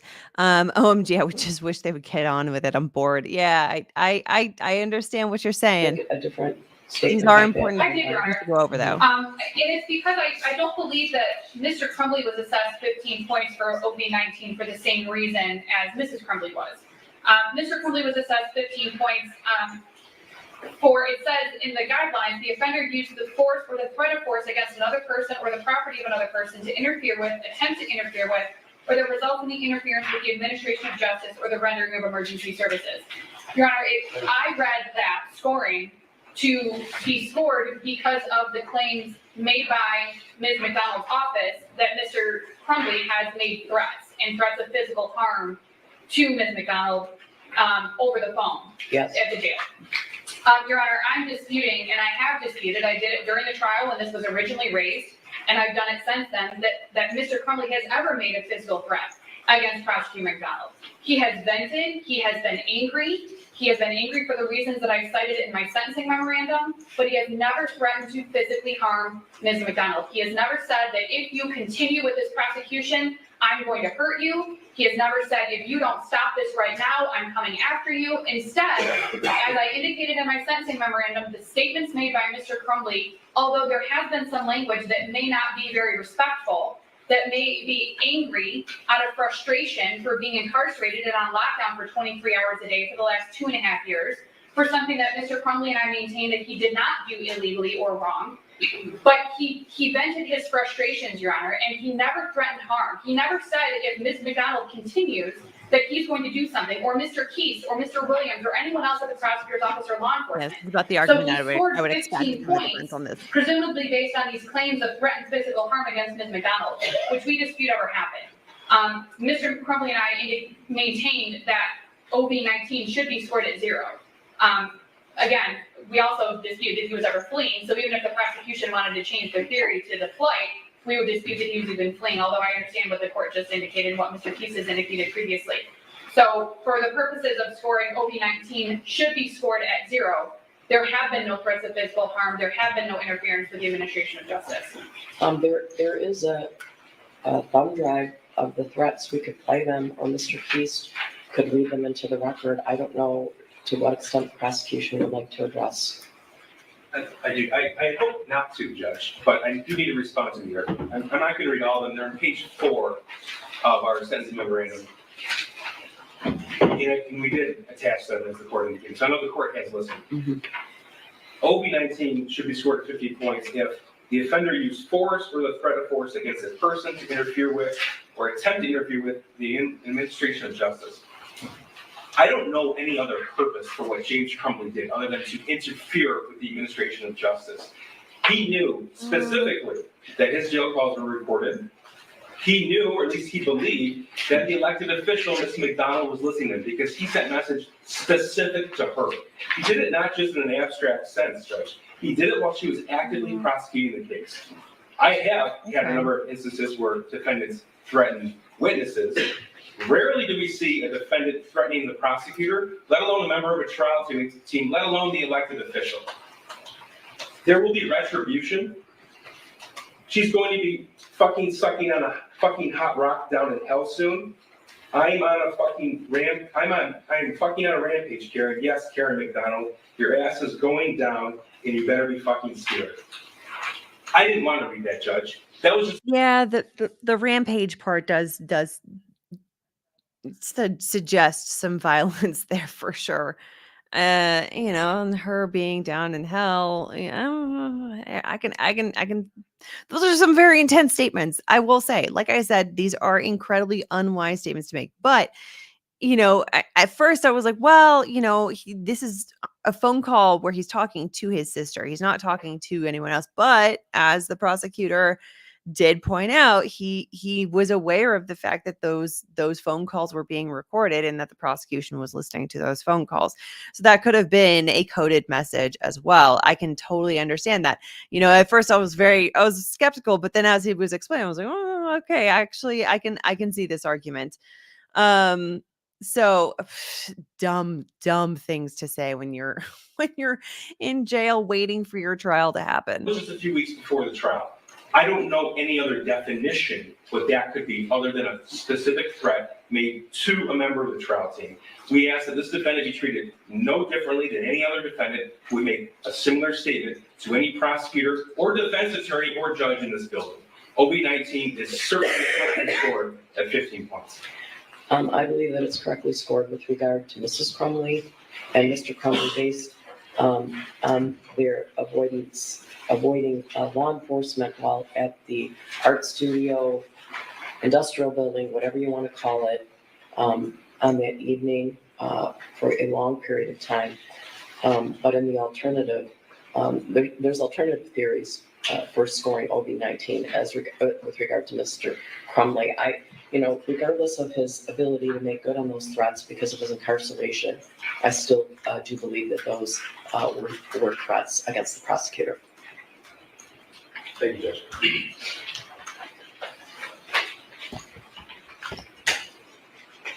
Your Honor, Mrs. Crumbley has no further objections to the scoring at this time.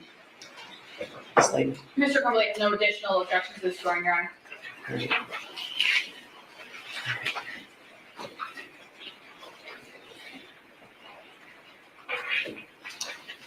I have a number of written statements that were provided by various individuals.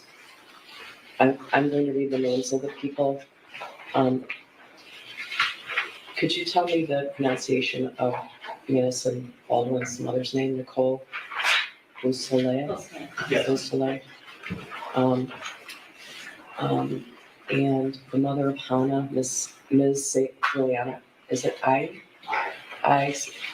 St. Juliana, Kristen Baldwin, Raina St. Juliana, Steve St. Juliana, Jill Suave, Molly Darnell, Danielle Kozak, Andrew Muska, Marla Lay, Olivia Upham, Renee Upham, Megan Gregory, Patricia Cunningham, Linda Russo.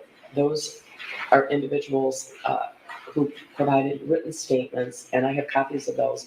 I wasn't sure who had what statements, so they were scanned by my office and sent to everyone yesterday. I know that there are a number of individuals who want to address the court. I guess I should ask if at any time anybody feels like they need a break, they should tell me. All right?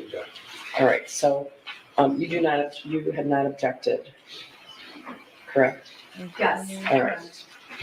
Do you want to do that at this time? Could we take a break now then? Yeah, Before the impact. We'll get a break. We'll get caught Yeah, up, do you need a guys. break?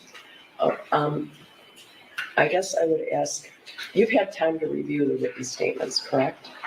Your Honor, we did get them late last night. I'm going to read over them during this brief break again. I have read over them once, but I'm going to read again just to ensure that there are no objections. Yeah, I didn't have reason to believe that you didn't have copies of them, but they weren't necessarily funneled to the probation department. Some of them were sent directly to us.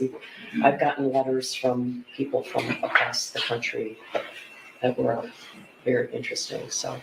Your Honor, may I say one thing regarding the victim impact statements?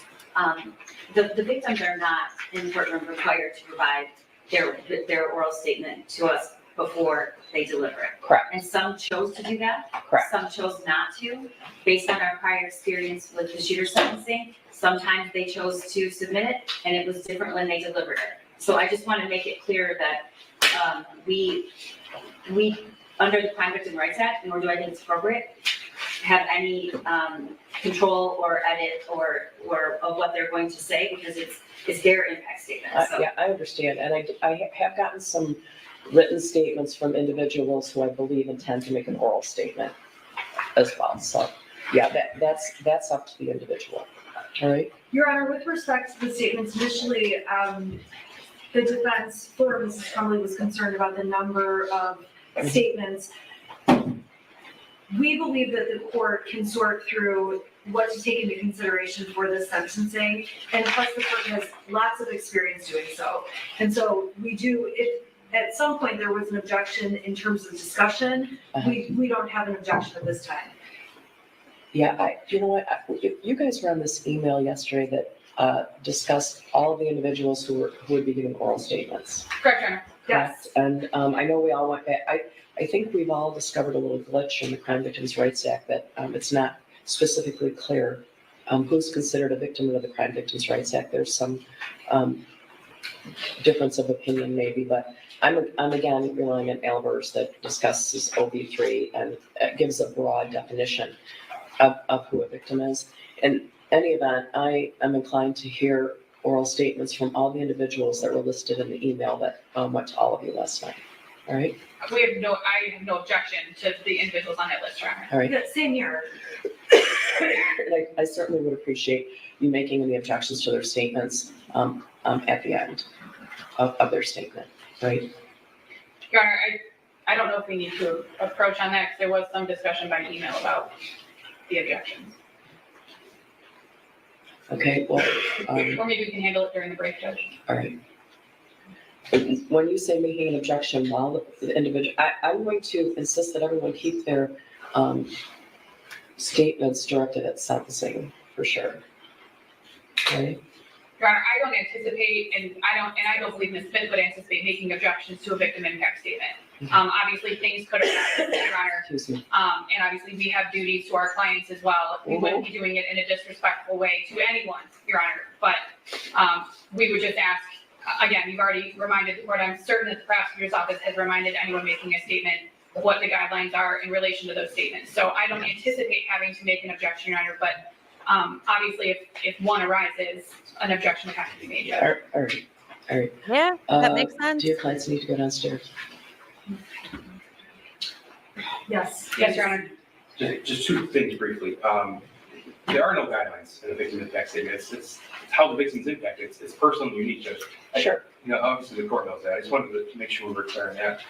They have to be directed at sentencing, the statements. In one housekeeping matter, we just need to add in, we can stipulate, the defense will stipulate, add in the additional victim impact statements received last night, as well as James Crumbley's GED verification, just for the PSL. Oh, I didn't ask you if you had any additions to the PSL. That's all. I'm sorry. Okay. His GED and what else did you say? His GED verification and the additional victim impact statements that weren't received by the department. Yeah, I think we got some at about 6 o'clock last night, right? Right. So, yeah. If you're not in receipt of something, you should let me know. It was hard to determine at one time who was receiving what, so. If maybe we can discuss with the prosecution who we should have impact statements from and determine whether or not we are missing any impact statements, the written impact statements, because we did receive some later last night. I don't know if Yeah, we sent those last night. I received what the court sent and what's in the PSIR. correct. That's what I received as well. I don't think there's anything else We received one this morning. from Mr. Schilling, Yes, sir. but I believe Mr. Schilling is going to make an oral statement, Correct. is that correct? So I wasn't concerned about that. Thank you. I was referring to the written letters received by the court. Okay. That's what we got last That's night, not, correct, Your Honor? Okay, everything in thank my you. possession was sent. Thank you very much for clarifying, Judge. All right, so both of the defendants are going to go downstairs, so I want everyone to remain seated during that, all right? Yeah, these camera zooms are they're killing me. Okay. All right, let's skip right on ahead past all of this here. Okay, now we're live. We are all caught up. We didn't even need to go 1.25x speed. We are totally caught up. So that was about a 15-minute break so far that we have gone through. Hopefully this won't be that much longer. Anyhow, I'll keep it up there though, and we'll see when folks start coming back. So one of the points that the defense was making before the break was hey, we need to have the ability to object in case it's necessary. We will be respectful. That's what James Crumbley's attorney was saying. And you know, she was like, look, I mean, we still have our responsibilities as you know, counsel to our clients, and that's just one of those positions that was very well stated by James Crumbley's attorney that she was just like, you know, we'll be respectful if that happens, which I believe she will. I don't know, but Jennifer's attorney, based on how she has come across so far in this hearing and based on other things that I have heard. So anyway, uh, yeah. Okay, let me get some questions here and then we'll get back to things. KM, have you ever been this heated during a trial? Well, I should say in all transparency, I have gotten as far into a trial as bringing the banker's boxes into the courtroom, at which point in time, the partner that I was working for turned to me and said, "The parties are settling." So unfortunately, I haven't been a second chair or first chair in an actual trial. I have participated in other respects. So I've never been in that position to really tell you whether or not I would get heated. But I will tell you that generally speaking, I don't have the best relationship with anger. So I don't tend to work that well. I don't have, so much of a, I don't think so clearly with anger. So it's best for me if I don't get heated. I don't, when I've dealt with hearings that have gotten somewhat contentious, I've never gotten heated like that. My brain tends to slow down in those moments to try to maintain clarity. Because otherwise it'll go in a million different directions. Sokotoa question was the only reason they were being charged because there was enough evidence to press charges. I'm curious why previous parents would not have been charged.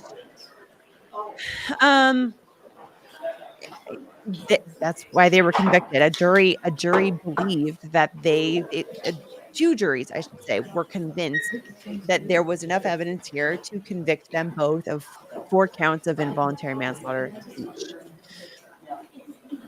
Baz 80s question. Jennifer's lawyer is very unlikable, in my opinion. Do you think her tone is going to make a difference for the negative?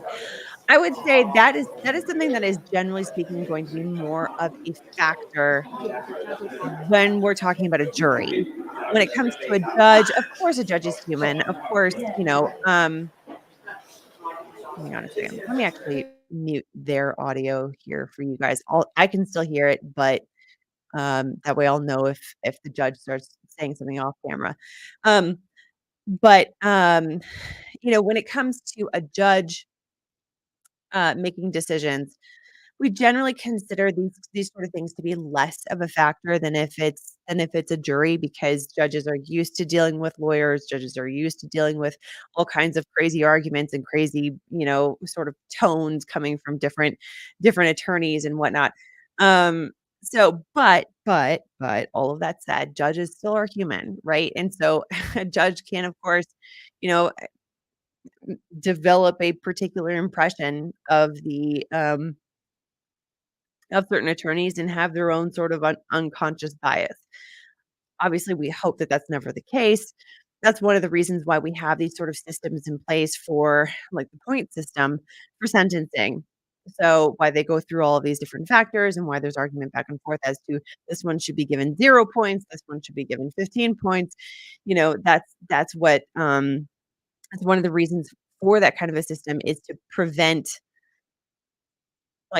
bias from playing a very strong role in these kinds of, ideally, we don't want it to play any role, in these kinds of matters. Also, Miss Fitness 3 question, why didn't they sort this out before today? Because this is the back and forth between the 2 sides in terms of, like, all of the different factors. That's what the bulk of this hearing has been so far. That is something that I suppose in Michigan, they reserve for the hearing. And so it's an important part is how many points are awarded for each factor. All of that is going to add up to what tier they're going to end up fitting into. So that's gonna be very, very important. So um, I suppose in this court, they allow for oral argument on top of argument in the papers, meaning in filings between the 2, to give them another opportunity to argue their case. Vicky with an I with a question. Question, do you think the judge already has her mind made up as to what their 7 pences are going to be? Um, she probably has some kind of an idea. She probably has some kind of an idea, maybe may, have her mind shifted in one direction or another. I mean, I've like I said earlier, I haven't actually gone to trial myself, but I have gone to hearings where I've had to make an argument one way or another. And that has had an outcome on the litigation. And oftentimes I've worked with a case where the court issues a preliminary ruling before the hearing, meaning they're saying, "This is probably what I'm going to decide." And if you're the party that is, favored by that preliminary ruling, you're like, "Great, continue with that. Don't change your mind. You're absolutely correct, and this is all the reasons why you're correct in deciding that way with this preliminary ruling. This should absolutely be confirmed in your permanent decision. Please do support us. Continue to support us."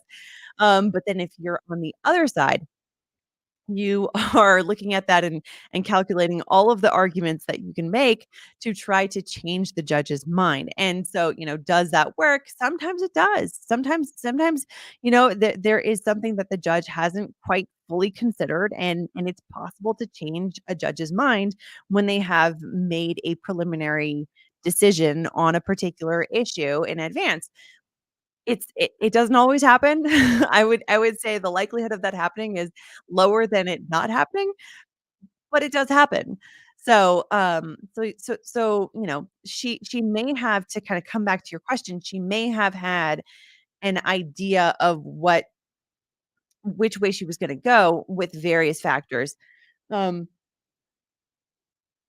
but I mean, but that can still be shifted, and that's the whole reason for having a hearing like this is to give this 2 sides an opportunity to be heard and to try to convince her, one way or another. Um, Sandy, thank you so much for the reminder. If you are enjoying the stream, please do give it a like. It really does help us with the YouTube algorithm gods and, future streams that we do for this kind of stuff. We can, have, be favored by the algorithm. It's very, very helpful. Christina B, this is an example. Judge Doro changed her mind in the Jesse Kerchevsky eye drops on a living trial a few days ago. So I didn't know that. I didn't know that. I didn't know that she had um, a preliminary sort of decision that she had made and that she changed her mind. Little Nerd 1, was it her or him? They both look guilty. They both have been convicted of involuntary manslaughter, 4 counts each. So they are, yes. Yeah, they're both convicted at this point. Oh, and also I see this question here. So it's actually the judge that's gonna make the decision on sentencing, and that's one of the reasons why you see um both of the defendants here are in prison clothes. If it was a jury, you would see them in street clothes because that's a decision that is material. You don't wanna be creating any sort of unconscious bias in the minds of the jurors. But when I mentioned this earlier, when, when it's a judge that's making a decision, of course, bias is a thing. Like I said before, the judge is human as well. Anyone is susceptible to bias, but there's less of a concern about that, less of a risk about that because of the fact that she is, is around these kinds of matters so much day in and day out. Um, so yeah.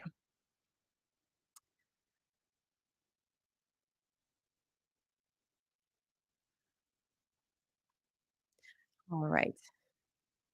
Looks like we're just waiting for James and Jennifer Crumbley to come back, perhaps some other people from the courtroom. If you joined us a little bit late, what we've done so far is we went through the defense's objections um, to to the what was submitted by the prosecution as to the sentencing recommendations. They made their objections. They offered up corrections for various things.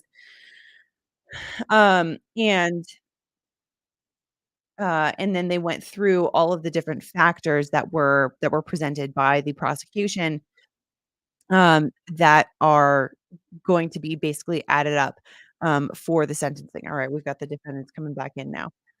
So like I said before, the sentencing in Michigan is a points-based system. So um, they are assigning a certain number of points to all of these different factors. All of that adds up to a certain amount. The total amount that each individual ends up getting in the end ends up putting them in a particular category, which will help to determine what sort of punishment they should get, in this particular case. So that's where we've gotten to now. We just had a recess, 15, 20 minutes, something like that. Um, and so now we're going to hear a bunch of victim impact statements. So this is about to get very emotional, very heartbreaking. So get ready for that. Also, a question here from Ty: why does he have headphones? Because he is apparently hard of hearing. I don't know what the origin of that was or what, but he also had headphones throughout his entire trial as well. Also, Shireen, thank you so much for letting us know the news here. April 15th, Hannah Gutierrez Reed sentencing. I do remember that was taken off the calendar from, I can't remember what the date was before, but her sentencing was taken off the calendar because the defense requested that so that they could have their motion heard on a retrial. So if that is news, if that's been reset, good to know. We will be joining up again for sentencing, this time in the Hannah Gutierrez retrial. That'll be on Monday the 15th. Happy tax day.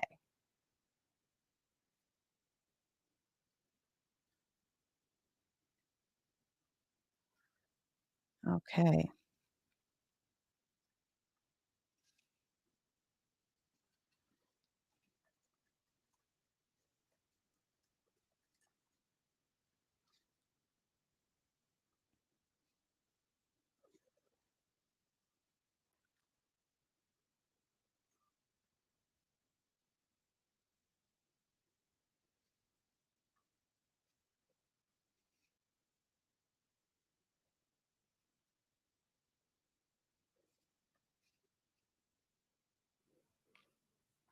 I don't know why this feed is frozen.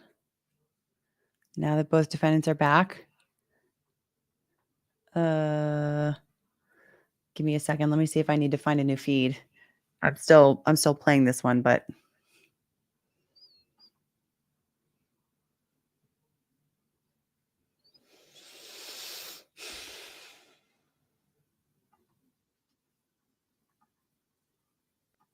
okay. Yeah, this one is frozen. I'm gonna pull up a new feed really quick.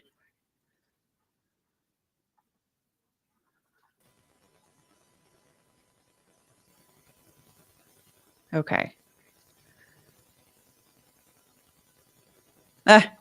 Okay. Yeah, Shireen. Yeah, thank you for clarifying that. So that was from March 13th, so not breaking news. So I don't know if that's still the case then. Okay, I've got to double check that information then. Thank you for clarifying that.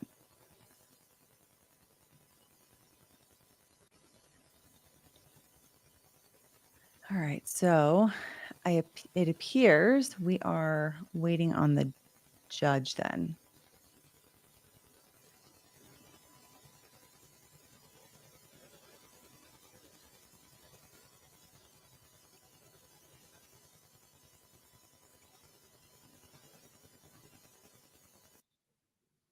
Oh no. What? Now this one paused also. And in the same spot. Okay, I'm going to switch back to long. Oh no. I was just about to switch back to law and crime, and they just put up like this. It says like live view. Oh, come on, man. Okay, now I've got a different feed. Okay, well, whatever. So long as we've got, yeah, I'm showing Court TV right now. Okay, Fox 2 Detroit might also. Yeah, there might be a problem with the central filming pool.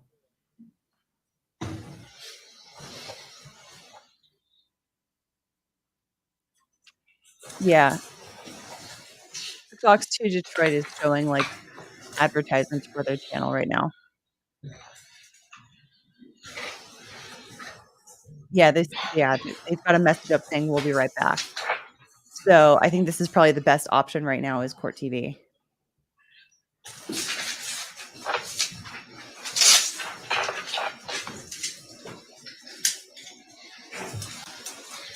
At least this camera seems to be one that won't have like crazy zoom, like what we were seeing in the previous version.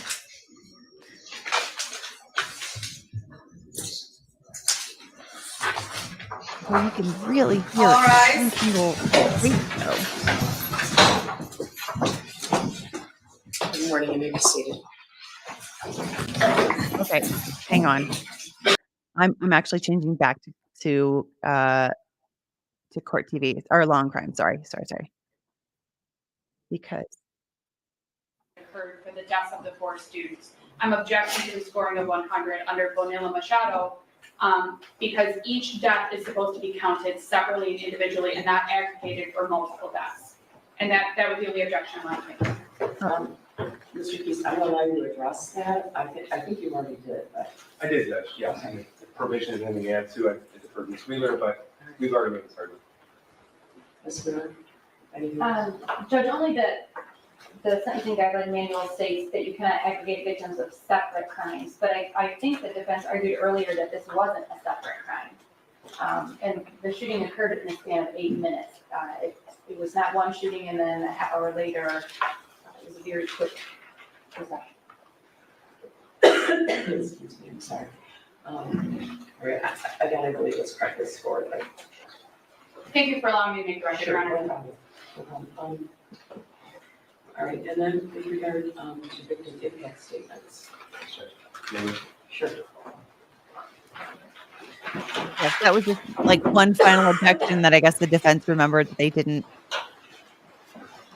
do. Don't worry, it hasn't looped back to the beginning. We're now getting to the victim impact statement. Good morning. All right, you did a great job at the French pronunciation of your name. Correct? Correct. Was that right? Yes. All right. What do you have to say? I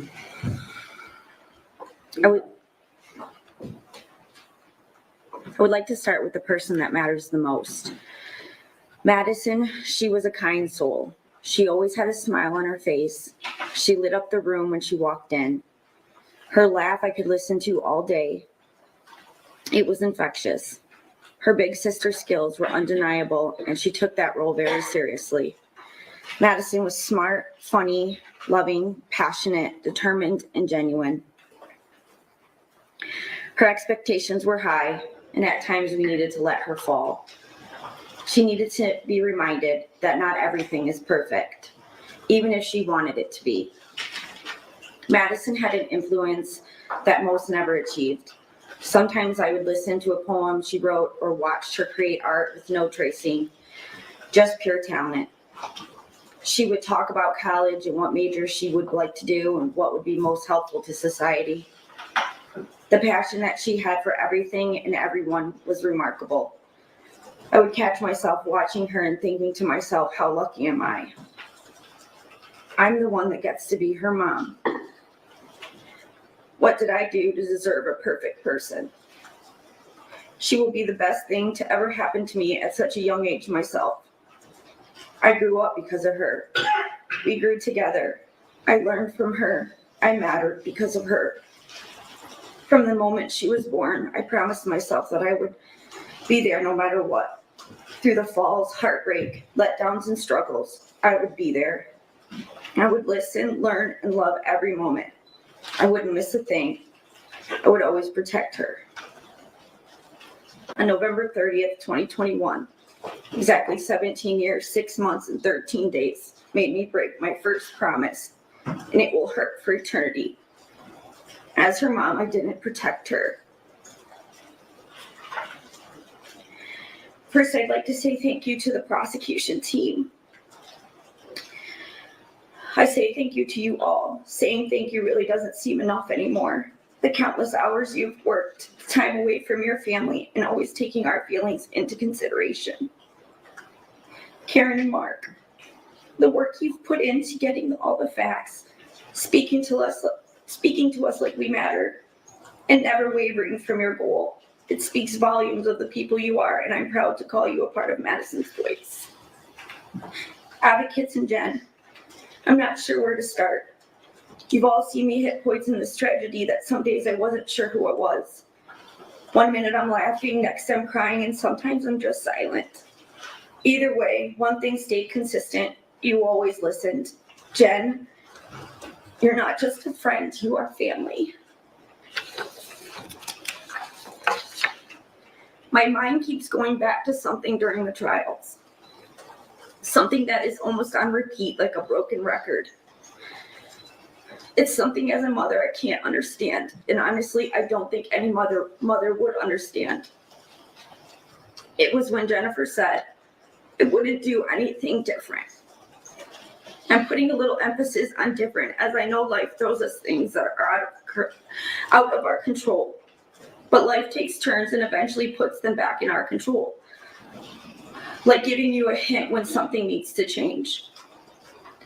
I want to compare a few things to see through my perspective. As I know things are different about the events and how we see them from the events on November 30th.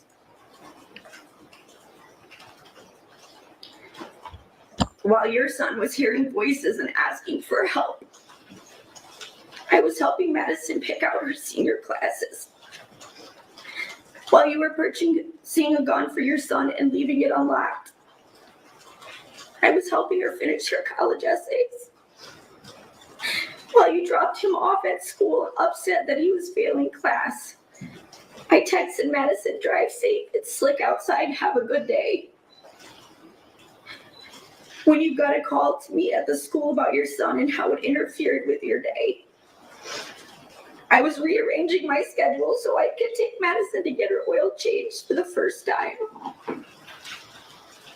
When you left without hesitation and not taking him home, I was worried if she'd be okay driving in the first snowfall of the season and if she brought a coat. When you walked out of the office with a steady pace after hearing an active shooter, I ran from my home and started driving, trying not to break the law. When you were on the phone for 10 minutes with each other trying to figure out where the gun was, I was on the phone with her father and family trying to figure out where she was. When you left the Myers without knowing where your son was, I was desperately trying to get there as soon as possible. When you knew the gun was missing, you called the police, knowing it was your son who took it. I was having family call every hospital describing what she looked like.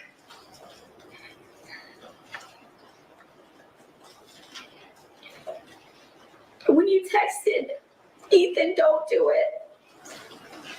I was texting Madison, I love you, please call mom. When you found out about the lives your son took that day, I was still waiting for my daughter in a parking lot. When you questioned the reasoning on why you would do this, I was questioning if I was doing enough to find her. When you got a chance to speak with your son, seeing him alive and showing no support, I was watching families reunite with their children, waiting for my moment. When you asked him why, I was waiting for the answer onto why the last bus never came. When the police showed up at your house, you didn't understand why they were there. And I was asking police if they checked every possible location and if I could go search too. When you texted about not losing your job and you needed a lawyer, I was still calling my daughter because she came first in all parts of my life. When you could leave your house, I was still a prisoner in Myers. When you worried about what people thought of you and feeling threatened, I was learning your son threatened my daughter and fatally shot her in the head.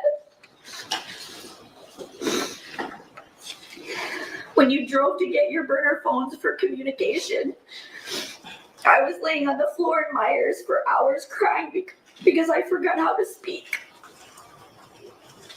When you checked into your first hotel, I was telling Madison's 11-year-old sister she was gone. When you cared more about yourself and getting alcohol and supplies, I was identifying my daughter in a medical office wishing I could take her place. While you were hiding, I was planning her funeral. And while you were running away from your son and your responsibilities, I was forced to do the worst possible thing a parent could do. I was forced to say goodbye to my Madison. We all see things different. Some prioritize and some don't. Accountability can only be given if you actually try it in the first place. As a parent, we all make mistakes. This is a normal way of life. Usually when mistakes happen, we learn from them. We try to fix it or talk it over. But continuing to make the same mistake over and over again is no longer a mistake, it's a choice. That becomes a decision. Those decisions that you made ultimately took my daughter's life. Because you decided that you didn't want to parent and listen to your son. You took the right away for me to be a mother. You do not get to decide that. You do not get those privileges. You are not above anyone. I love being a mom. It's the one thing that I'm truly great at. You cared more about your well-being than the one life that you should put above anyone, your child. And because of that, you both took 4 beautiful children away from this world. Being a parent is the part of life that you should hold to the highest level. It's an honor to be a mother or a father. Even when you think you have done your best, you continue to do more. Unfortunately, you never made it to level 1. You say you wouldn't do anything different. Well, that really says on what type of parents you are, because there's a lot of things I would do different. But the one thing I would have wanted to be different was to take that bullet that day so she could continue to live the life she deserved. You show no remorse, no respect or compassion for our family. The same traits that you bestowed upon your son. The traits that you have torn my family into pieces. The lack of compassion that you have shown is outright disgusting. Not only did your son kill my daughter, but you both did as well. The words involuntary should not be a part of your offense. Everything you did that day, months prior, and days after were voluntary acts of your son to commit a murder. Not just one, but multiple. Shaking your head during a verdict is the utmost disrespectful thing I have ever witnessed. At that moment, you felt your life is more valuable than my daughter's. I will say that will never be true. You decided that parenting wasn't a priority. Putting your child first should be the only priority. You didn't, and because of that, I've lost my daughter. I had to get answers after her death. Watching the video, hearing testimony on how your son executed my daughter, watching him put the gun to her head as she covered her head and pulled the trigger. Oh, it's so hard to watch. Seeing That pictures has of her to be laying so in her hard. own pool of blood, knowing her body sat there for hours, that rigor mortis had already started to set in. So that when I identified her, her body was in a state I couldn't imagine. Hearing her sister scream over and over again night after night, watching her family and her friends fall apart. You created all of this. You created your son's life, which then allowed this to be his path, which should be yours as well. You don't get to look away. You don't get to cry. I didn't get that choice. You failed as parents. The punishment that you face will never be enough. It will never bring her back. It will never be a loss that you have suffered, and it will never heal the pain. Because one day you're going to be able to see your son, visit, hear his voice, possibly laugh, maybe see him grow. I will never see that again. The so-called loss that you say you have suffered doesn't even compare to the loss of a child. Your Honor, I request that the maximum sentence be enforced, as it will never come close to the life sentence I was given. A life sentence that I didn't ask for, but a choice that was made for me. A life that I will suffer because of their negligence. Thank you. Thank you for being here. Oh, that's hard. That is hard. Regardless of how you feel about this kind of a case and the fact that they were convicted, it's hard. Like, you can't deny the suffering that these people have had. Yes.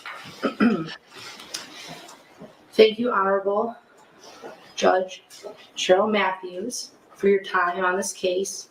I know it hasn't been easy on both. Thank you also to Karen McDonald and the entire prosecution team.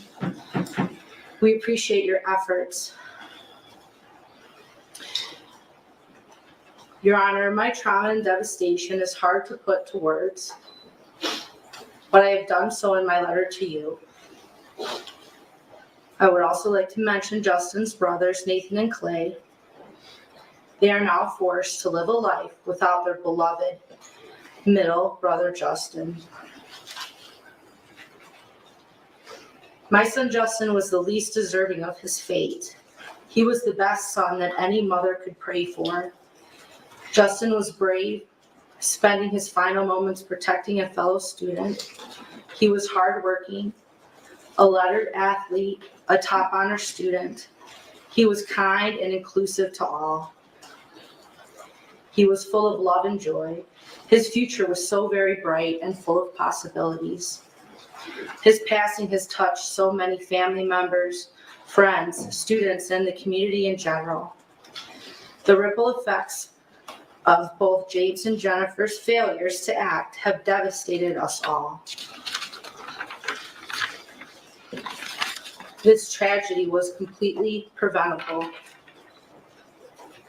If only they had done something, Your Honor, anything, to shift the course of events on November 30th, then our four angels would be here today, and Justin would be getting ready to celebrate his 20th birthday on the 18th of this month. If only, Your Honor, they had taken their son to get counseling instead of buying him a gun. If only they had secured that gun. If only they had spoken up that day in the counseling office. If only they had checked his backpack. If only they had taken him home or taking him to counseling instead of abandoning him at that school. I wouldn't be standing here today.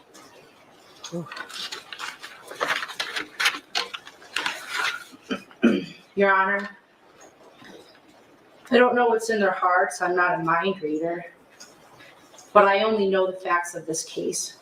And the facts of this case, both cases, have been deeply disturbing. What I would like to share with the shooter's parents is an example of what love looks like between a mother and her son. This is what Justin wrote to me on one of the last birthdays that we celebrated together. Dear Mom, words cannot describe how thankful I am for you. You have been nothing but an amazing mother for as long as I can remember. Thank you for being a role model. Thank you for showing me what it's like to never give up. You inspire me to do better each and every day. I love you so much. Love, Justin.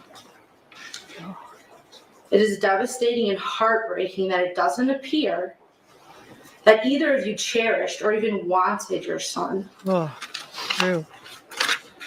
But I wholeheartedly wanted and cherished mine. You have failed your son and you have failed us all. This failure had deadly consequences that can never be undone, that can never be made right. I am asking Your Honor for the maximum sentence allowed. Thank you. Thank you for being here. Thank you.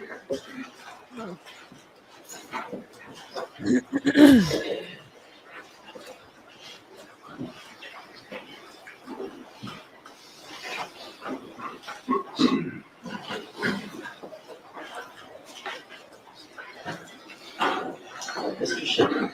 Good morning, Craig Schilling, Justin's dad. So Honorable Judge Matthews, for the second time in 6 months, I find myself standing in front of a packed courtroom, a victim. This time, I'm here to address a different judge and the parents of the deeply disturbed teenager that murdered my son. This is my opportunity to try to describe just how much the horrific event that took place back on November 30th, 2021 has impacted my life. It's my belief that an impact statement should not just describe how this particular event impacted me. I feel that it should also be impactful towards all who hear it. And in your case, Judge, I hope these words impact you in a way that influence your decisions here today. As I look around at all the lawyers, police officers, media folks, and the other victims, I can't help but ask myself, what could I possibly say that this whole scenario doesn't already say? This is messed up. Most people will never have to make a victim impact statement for the rest of their lives. And the fact that the victims speaking here today are doing so for the second time in 6 months should speak volumes in and of itself. This is not normal. Living a life like this is not normal. So how does it affect a normal guy? To be completely honest with you, it remains a rather difficult and uncomfortable question to answer. In my previous impact statement, I've expressed many of my day-to-day struggles, from uncontrolled emotional outbreaks to sleepless nights to not being able to focus on the normal daily. Yeah, Breaks are it's killing fair me. to say that I live every day with pain, anger, heartache, regret, anxiety, stress, you name it. They are all there, wreaking havoc in my once normal life. They say that time heals all wounds. Well, we're coming up on 2.5 years now, and I can assure you that the wounds are still as fresh as they were on that tragic day. And with this hole that has been left in my life still glaringly obvious, I fight every day to not lose more of myself within that very hole. I've spent the last 30 years of my life busting my butt to support a family, raise children, and try to set myself up for some peace and quiet in the golden years of life. But the unthinkable has happened. And that peace and quiet I've worked so hard for may never come to be. At least not to the degree that I've always imagined it. Literally every single aspect of my life has been affected by this tragedy. And I could spend a long time describing in detail just how it has impacted me, but it seems like it would be way easier for me to just tell you how this tragedy has impacted me, because there's simply nothing on that list. Now that the verdict is out on this monumental case, I feel strongly that it has caught the attention of most parents across the country. The overwhelming facts in this case were all that was necessary to prove that James and Jennifer Crumbley not only neglected their son, by failing to get the necessary mental care that was clearly needed, providing him the very tools necessary to carry out those heinous acts of violence. It was these very facts that allowed not just one, but 2 full juries to find both of them guilty of involuntary manslaughter. I will always maintain the opinion that the facts that were presented in these cases were strong enough to convince any jury of their the same regardless of where the trial was held. As I have maintained throughout the course of the past couple of years, being the parent of a murdered child tends to cause you to seek out the maximum penalties allowed for each guilty verdict derived from any of the criminal charges. I think this stance is completely justified and would be so for any parent in the same position as mine. However, this is a court of law where a person is innocent until proven guilty, and the defendant has the right to dispute the facts of the charges against them. That being said, during the course of both of these trials, I did my best to capture every word and process all the facts. This is important because there is value in these facts, not just in the thousands and thousands of man-hours invested in gathering, processing, and organizing the evidence, but also for being able to use that evidence to establish the cold, hard truth of this tragic situation, that James and Jennifer Crumbley failed in their parental responsibilities as they pertain to the shooter, who was their son. The cold truth that shows that they did nothing to address the obvious signs of the deteriorating mental state of mind clearly present within their son. And of course, the very hard truth that shows that they provided their son with exactly what he wanted to use to do what he did, and failed miserably to secure properly. One would probably think that in order for something like this, or something of this magnitude to even happen at all, there would have to be a ton of things that went wrong. Although there were some things that definitely went wrong that day. For several of those things, I believe that if they had been handled correctly, we wouldn't be here right now. And James and Jennifer Crumbley carried the bulk of the responsibility needed to handle those things. During their trials, the overall similarities between the two were evident, and I believe this is why they were both convicted. Numerous facts that were the same for both trials showed clearly that the parents failed their son, and ultimately the entire community. With Jennifer, the thing that resonates most is that she stated that even knowing what she knew now, she still wouldn't have changed a thing. I almost died when she said that. 4 precious lives were lost at the hands of her son, by means that she helped provide. She saw the drawing of murder, drawn with the hands of her son. She sat and heard the request of the counselor and did nothing. And she still says that she wouldn't have changed a thing. I just don't understand how someone can be that heartless to make a statement like that. The blood of our children is on your hands too. This is but one reason why I feel that Jennifer should receive the maximum amount for her sentence. The facts presented should be all the others that you should need. With her distinct lack of remorse and overall unethical understanding of the tragedy, I feel that the maximum amount of time available is needed for her to be able to fully comprehend the gravity of her actions and the lack thereof. With James, there were a couple of things that jumped out at me in particular, but one thing that is the toughest to digest is the fact that when the verdict was being read, he sat there and shook his head in total disagreement, as if to suggest that the jury was wrong and that there were no grounds for a guilty verdict. I was dumbfounded to see him shake his head with such disbelief, an action that only suggests that he truly believes he did nothing wrong. How could you possibly think that? 4 precious lives were lost at the hands of your son by means that he helped provide. He saw the drawing of the murder, drawn with the hands of his son. He sat and heard the request of the counselor and did nothing. I just don't understand how someone can so arrogantly dawdle in a pool of self-pity without being able to say one thing to justify themselves. The blood of our children is on your hands too. This is but one reason why I feel James should receive the maximum amount for his sentence. The facts presented should be all the others that you need. With this distinct lack of remorse and overall unethical understanding of the tragedy, I feel that the maximum amount of time available is needed for him to be able to fully comprehend the gravity of his actions and the lack thereof. Throughout the course of all of this, and I'm talking from way back in the beginning, I just can't get over the fact that this tragedy was completely avoidable. There were some pretty obvious signs that were completely overlooked, and the bulk of the responsibilities to address those signs lied on the parents, and they failed. Across the board, failed. They willfully ignored the cries of their child and selfishly put themselves before helping him.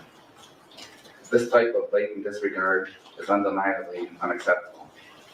It is a large reason why the events of that day were able or were allowed to happen, and another reason why I feel they both need the maximum amount of time available to be able to fully comprehend the gravity of their actions and the lack thereof. We all know that having children is a big responsibility. Although extremely rewarding, it starts out pretty scary. I mean, let's face it, they don't exactly come with instructions. There's no mute button, and unfortunately, no pause or rewind buttons either. Oh yeah. And there are times in the beginning that they really smell. Yet we still have them. We still want that responsibility, even though it's not very clear what it all entails. But how can we accept that responsibility and not act responsibly towards that child? It doesn't add up. A child, even if he is an oopsie child, deserves the same amount of love, compassion, and care that every other child gets. A child deserves someone who is confident enough to lead by example. Because let's face it, it wasn't that child's choice to come into this world. You made them, and it's your responsibility to teach them how to live. It's your responsibility to set a good example. It's plain and simple, just like that, ladies and gentlemen. And the sooner we can figure that out, the better we all will be. Being a parent is hard work, but if it's done correctly, it can be the most rewarding work you ever do. There is no one that can tell you how to do it, because each child is so precious and unique. I mean, there's no other one like them in the entire world, and that says a lot. So cherish your one and onlys and never give them up. Never give up on them, excuse me. The results of doing so can be catastrophic and can affect the lives of so many other people. So I ask you all to go home today and hug your kids and make sure they know you are there for them and make sure that they are all right. It's so crucial for the whole of our society. Thank you. Thank you, Mr. Schilling.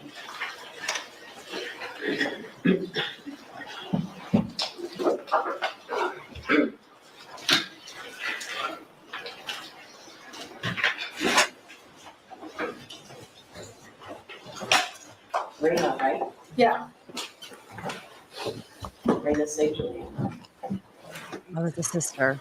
Our 10-year-old little brother had to learn how to write a eulogy for his sister before he even learned how to write essays. November 30th, 2021, all our parents did was send us off to school. Yet the next time they see Hannah is to recognize her lifeless body in a medical examiner's office. I met up with Hannah and a friend during school that day. When we split ways to go back to class, I just looked back and smiled. I didn't say goodbye. I never got to say goodbye. I never got to remind her that I love her, that she's my everything, the person I want to walk through life with side by side. I thought our future was a given. Of course, she'd play her first high school basketball game that night, get ready for all the other school dances, have her JV and varsity season for all the sports she played, get her driver's license, play her lacrosse season, have her first date, prom, graduation. She never got a chance for any of that. She didn't even get her 15th, 16th, 17th, or 18th birthday. These are only some of the high school experiences she never got to have, but it is absolutely nothing compared to the rest of everything she had going for her future. That list is eternal. His life had only started to begin. 12:51 p.m., November 30th, 2021, that was the moment I became aware of the fragility of our mortality. Hannah, who was healthy, Hannah, who was only 14, shot 4 times. 12.5% of the bullets shot that day were at her. She took her last breath in her own pool of blood in a school she hadn't even been in for 3 months. Alone for 7 minutes while police passed by her, bleeding out as a security guard failed to put a tourniquet on her, dying as EMS took more than 10 minutes after the shooter had been detained to even give aid to her. Our Japanese grandma would often worry about anything bad happening to us because she knew how dangerous it is here compared to Japan. She told me on FaceTime that Hannah would respond with a laugh, saying, "Don't worry, I'm a fast runner, I'll outrun them." It wasn't possible for Hannah to outrun the bullets bought by you, Jennifer Crumbley, which were fired by the 9mm Sig Sauer that you, James, gifted to your son. Both used to murder Hannah, Justin, Tate, and Madison. The fact is, no matter what you try to make yourself believe, Jennifer, you did fail as a parent, both of you. To love and to be loved, that is the human experience. It was up to you guys to show your son that. Instead of giving quality time and compassion, you gift your son a gun you knew caused extraordinary damage. There's a reason your kid didn't use the other 2 firearms or the .22 ammunition you own. I believe your actions cannot even be confined into the word failure. Your mistakes created our everlasting nightmare. So yes, you are still a danger to society because even after serving 2 years, you have yet to admit to your wrongdoings. And we know that when we do not learn from our mistakes, we repeat history. You call yourself a victim. The difference between you and Hannah, Justin, Tate, and Madison, you and my family, you and all the students there that day, is that we didn't have a hand in causing this. You caused the most cruel thing I could ever imagine. You guys made loving Hannah so painful. That is not a narrative, that is reality. For that, unless you have a time machine or the ability to stop time, there is no existing punishment or rehabilitation that will ever be enough. Because there is no way that the one life I have, I now have to live without Hannah, my little sister, my best friend, my other half. To me, that makes the maximum sentence being 15 years too short. Hannah didn't even have 15 years to live. Jennifer, you stated that even after knowing everything you know now, you wouldn't do anything different. I cannot fathom that. I would do anything to hear her footsteps coming up the stairs. You don't have to roll your eyes, it's on video that she said that. To not have an empty seat at the dining table, to have her come into my room and ask which clothes to order, to see. Did she did they roll their eyes at that statement? Did she just like detect that and call them out, or is she talking about a different time that they rolled? I mean, either way. See her napping on the couch, to laugh and share a look when we accidentally say the same thing at the same time. There's not a day that goes by that I wish I hadn't run out of that building. If I knew what I know now, I would do everything differently in a heartbeat. I hope time makes you think differently. One day, I hope you would have chosen to care for your son, teach him how to love and to be loved, that you would not choose to buy the bullets that enter children's bodies, that you would not choose to omit relevant important information to the counselor Sean Hopkins and Dean of Students Nicholas Ejak that could have helped their incompetent brains in one shared brain cell to decide to act and search the backpack, that you wouldn't still choose to hide from accountability when you're the reason we had to hide for our lives, that you would choose to save Hannah, Justin, Tate, and Madison. Like my mother said, both of you should implore that even on your worst days, it's the tomorrow Hannah doesn't get. The tomorrow she wanted to live so badly, the tomorrow that she should have. I can never do Hannah justice when talking about her. She's all I want to talk about, and yet I would need a lifetime and still wouldn't have the right words to capture incandescence, humor, thoughtfulness, kindness, or loyalty. She's always there for you, helping without a second thought. She's always sharing, whether it's her smile, her food, her clothes, her crafts, her joy. She's funny. It's a given. She brings people together. Whether it's her contagious laughter or sarcastic wit, you will be laughing right along with her. She's noticing the small things, new shoes, new haircut, cute jewelry, but even more importantly, she makes you feel seen. She's extremely spirited. Her energy is unmatched on or off the court. She dresses up every holiday, every spirit day, the first one to put up Christmas lights, or any lights for that matter, not even realizing she was a light for so many others. She's the one who would not only playfully roll her eyes and smile when I would say I'm taller than her as I look up to her. Not only did I look up to her physically, because yes, she was taller, but as a whole, as a human being. She isn't perfect, but she's Hannah, and to me, that's as close as you can get. I can't convey what losing Hannah has done to me. I miss her with every breath I take. I think going forward without her is something I'll never be able to fully navigate. I believe the word sad is inappropriate to use because it does nothing to capture the hurt or the way my soul shattered. I've never felt every atom of my body igniting from anger until Hannah was murdered. I didn't know what it was like to want to stop waking up in the morning until she wasn't here. I have never known pain that is forever until seeing Hannah in a casket. I didn't know it was possible to feel so isolated even when you're surrounded by people. I didn't know how it feels to not know yourself at all. I have no idea who I am without Hannah. She's my happy, she's my home. I look for Hannah in everyone I meet, every place I go, and it's exhausting when I'm met with disappointment every time. But it's the world, it's all the people she would have met. I grieve for them too. To have that chance of Hannah being in your life taken away from you is a tragedy in and of itself. She's more of a person than you two combined times a trillion could ever even hope to be. But when the day comes that you re-enter society in 13 years, I hope you live more like Hannah. I hope you live every moment to the fullest like Hannah. I hope you laugh every day like Hannah. And I hope you love unconditionally like Hannah. That's it. Thank you, Rena. That was really good.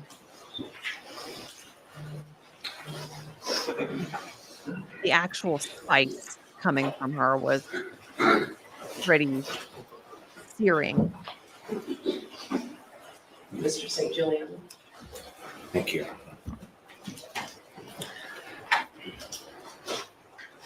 Find myself in a rather odd state of mind today. Rather emotionally blank right now.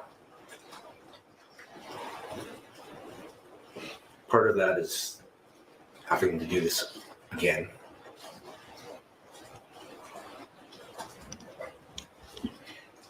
Part of that is I'm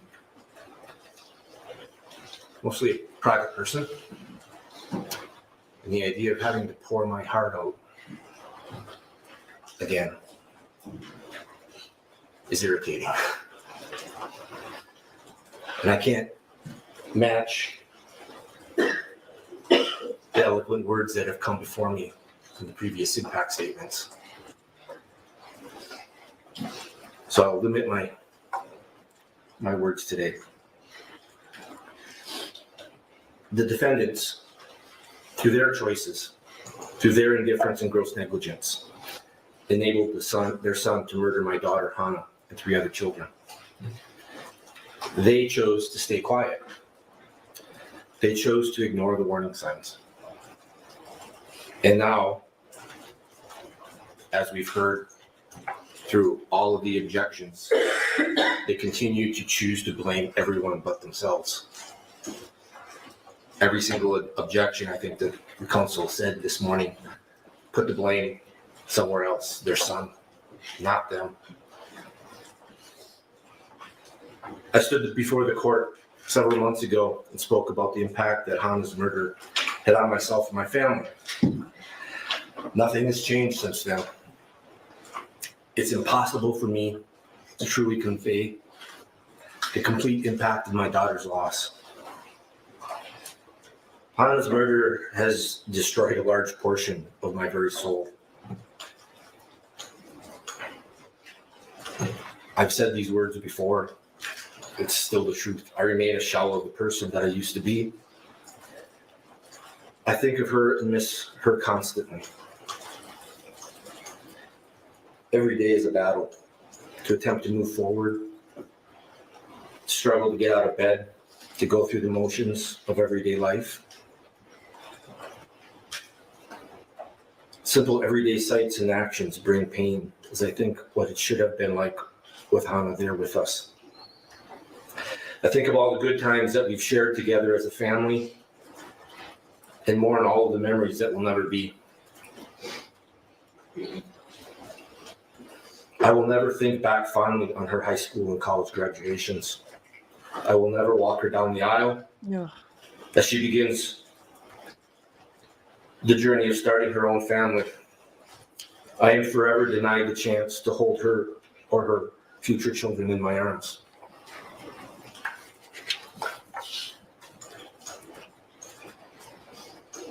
A few words describing Hannah can in no way fully capture her truly beautiful, caring soul, or impart her unlimited potential. Hannah was absolutely beautiful and thoughtful person. She was always the first person to notice when someone had a problem and the first to go out of her way to offer help. She was incredibly curious and talented. She continually tried new things. She crafted homemade jewelry, tried cooking her own recipes, and played several sports. She was a record holder in track and a leader of her school volleyball and basketball teams. She also hoped to join her older sister on the lacrosse team in the spring. She had aspirations of her career dedicated to helping people. All of this is lost because of the defendant's actions and choices. My position regarding the defendant's sentencing and their future has evolved through their trials. At first, I was focused on the importance of getting a guilty verdict, to have the message conveyed to the public that this type of behavior and choices are not acceptable. I didn't have strong feelings about their sentencing. It was just something that would be determined by the system. My view, however, has changed as the defendant's level of defiance has grown. Instead of acknowledging any mistakes, they continue to show no remorse. They take no accountability. They and their lawyers continue to try to change the narrative and portray the defendants as victims of the prosecution team. They blame everyone but themselves and make threats of retribution. The facts have already been presented. The jury has found them guilty. Multiple juries have found them guilty. Hannah, Madison, Tate, and Justin are the ones who have lost everything, not the defendants. As such, I ask this court to sentence the defendants to the maximum allowable penalty of 10 to 15 years in prison. Thank you. Thank you, Mr. Secretary. Thank you for being here.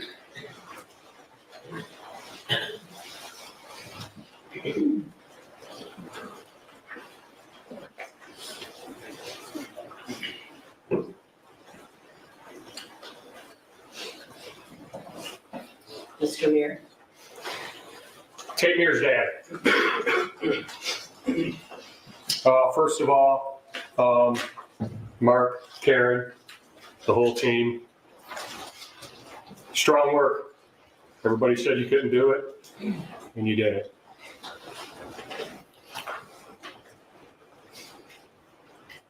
For our family, it's not time to celebrate.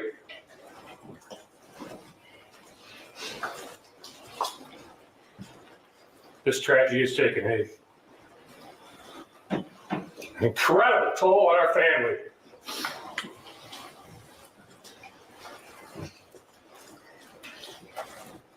So our family's not going to give the Crumbley family a second of our time up here. A lot of anger, understandable, totally justified. It's time to turn our focus now. This is the low-hanging fruit. Now it's time to turn our focus to Oxford schools who played a role in this tragedy. Ooh, I was not expecting that.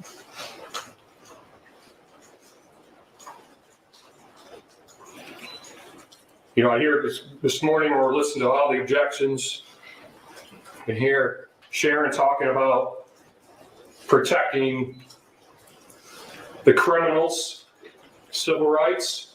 constitutional rights? Where's my rights being protected?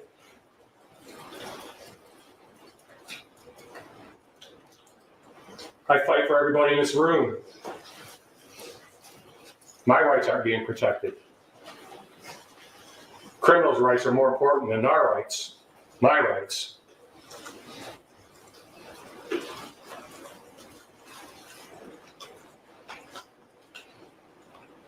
We are ready for our government to perform an investigation on this tragedy.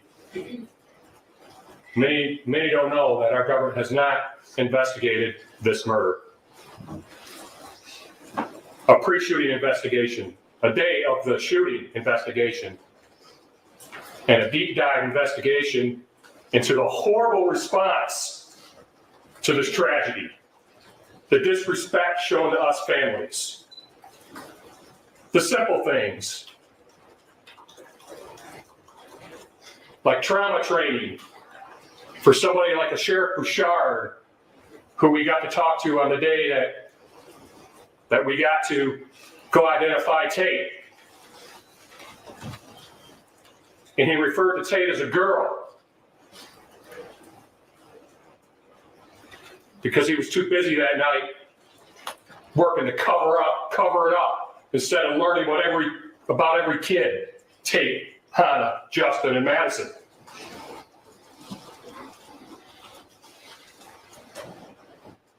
It's time for the whole truth to come out. It's time to learn from this, from the purchase of the gun to the response. That's when real change happens, is when we can look at something and we can evaluate it, apply lessons learned. That's when real change happens. Yeah, I hate to interrupt it, but I am, this is supposed to be directed at the sentencing for the defendants who are in this particular matter. I think the only reason why there's no objection is because the prosecution wants these people to come up. And the defense is kind of getting the heat taken off of them by this. So I think that's why there's no objection to it. But I mean, yeah, technically this is kind of starting to veer off. It's not coming back to why we're here in this courtroom at this moment. But that said, it's hard to like interrupt someone in this position. It's just, you know. St. Juliana's family ready for the truth? Justin Shoney's family ready to hear the truth? Nicole Baldwin's family ready to hear the truth? Tate Mears' family's ready to hear the truth. Quit denying us that. It's time to drive real change from this tragedy. Thank you, Mr. Mayor.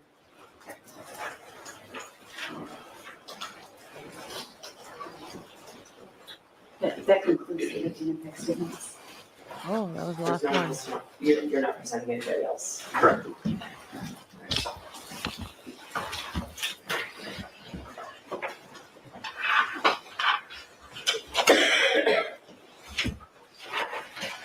Ms. Smith, what would you have to say when we haven't been fine?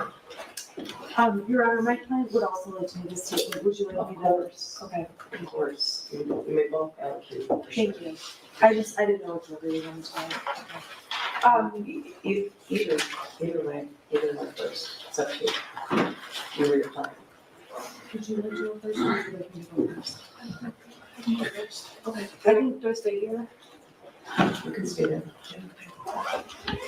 Your Honor, is there any way she can have this handcuff off? Because she has multiple pages. Okay, I'm right here, I don't have to shuffle. You're okay?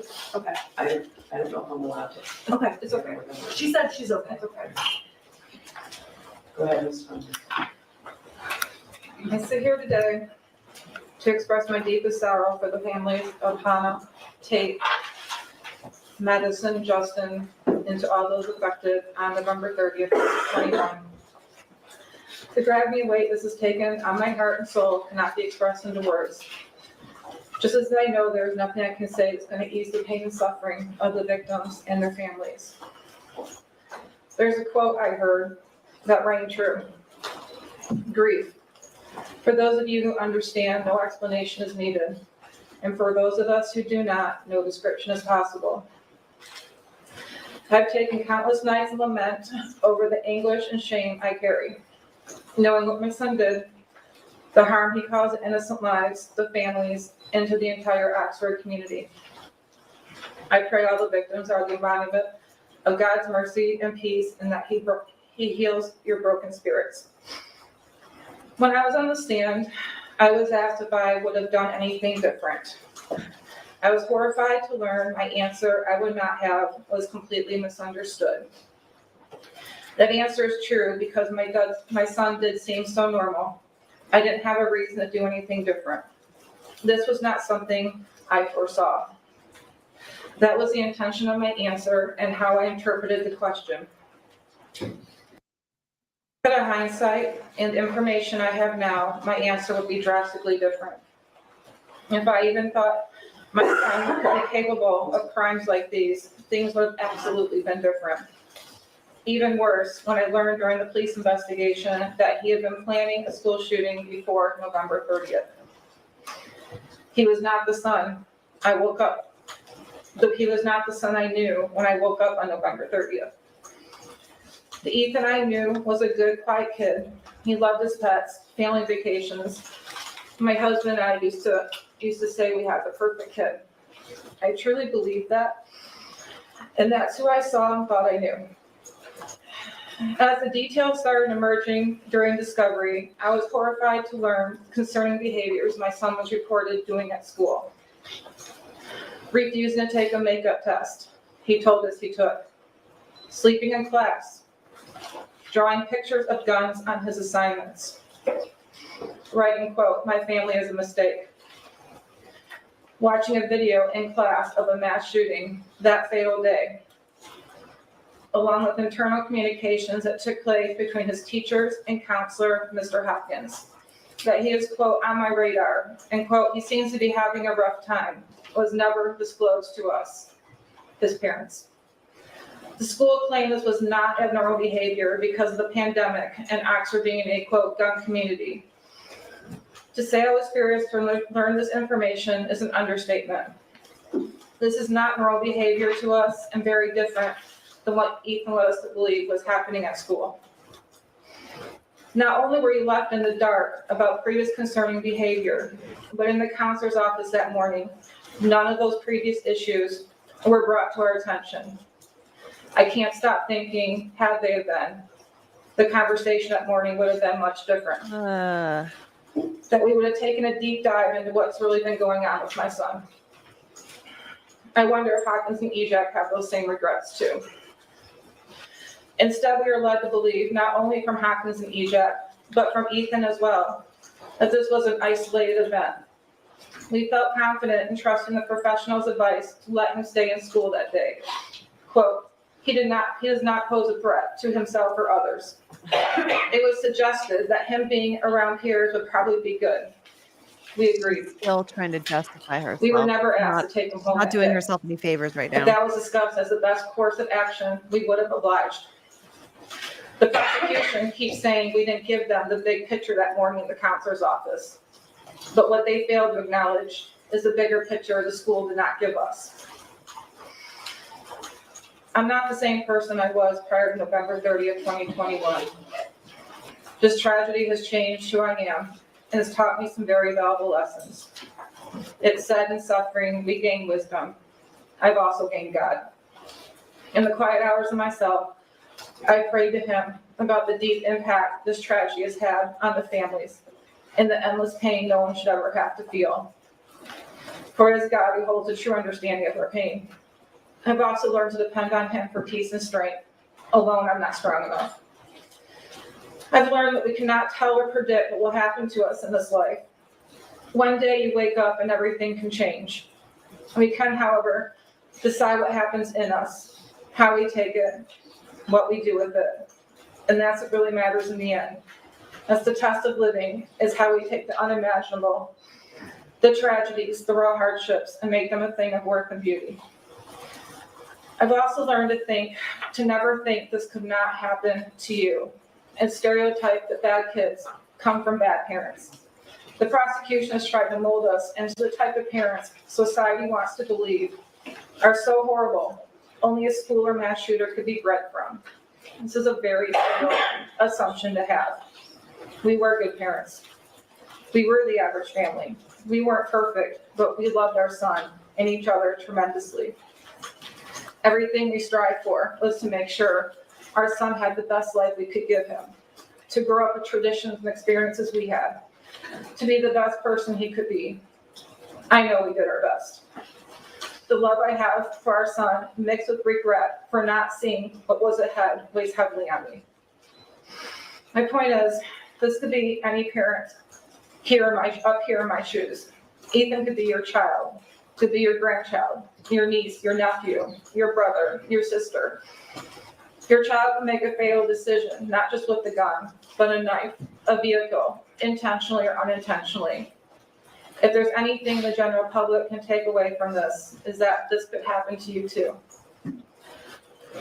The tragedy has taught me the true meaning of unconditional love, as I watch my parents still love and care for me wholeheartedly, no matter what has happened. If there's nothing else I can do right in life, I do still love my son unconditionally, and perhaps that is my purpose. Your Honor, I don't envy the decision you have to make today. I understand this is a novel case, and punishment expectations are high, not just from the prosecution, but from all those affected as well. The heartbreaking journey these families have endured. Hang on, I have to back up. I missed the most important. I need to cross. The most valuable piece of wisdom I gained is the power of forgiveness. To forgive the prosecution for the slander and hate against me and my husband. What? Ms. McDonald, Mr. Keys, I have hated you with deep anger, but hate is too heavy of a cross to carry. Oh I my need to be set God. free of that burden and recognize that you are people just like me, imperfect, but a child of God. I know He wants good things to happen to you, and in any conflict, whatever the circumstances, He is there loving both sides. To the victims and the families, I stand today not to ask for your forgiveness, as I know it may be beyond reach, but to express my sincerest apologies for the pain that has been caused. The pain that has been caused, but not the pain that I have caused. I don't envy you in the decision you have to make today. I understand that punishment expectations are high from all sides. This heartbreaking journey families have endured is more than anyone should have to bear and acknowledge in its full depth. My time in confinement has been filled with deep remorse, regret, and grief over this tragedy. I have taken this one day at a time, trying to survive, navigate, and cope with the endless heartache, pain, and grief I feel for the families of Hannah, Justin, Madison, and Tate. I have also lost myself over my son's wrongdoing. I've been shredded by the public opinion of me, shamed as a horrible parent, pained to be a terrible person. But the worst hell I carry is my own self-judgment, remorse, and deep regret. I've been criticized I don't show emotion. I'm unsympathetic. I don't cry enough. But alone I grieve. And if you were to look into me internally, you'd find I've died on the inside. I will be in my own internal prison for the rest of my life.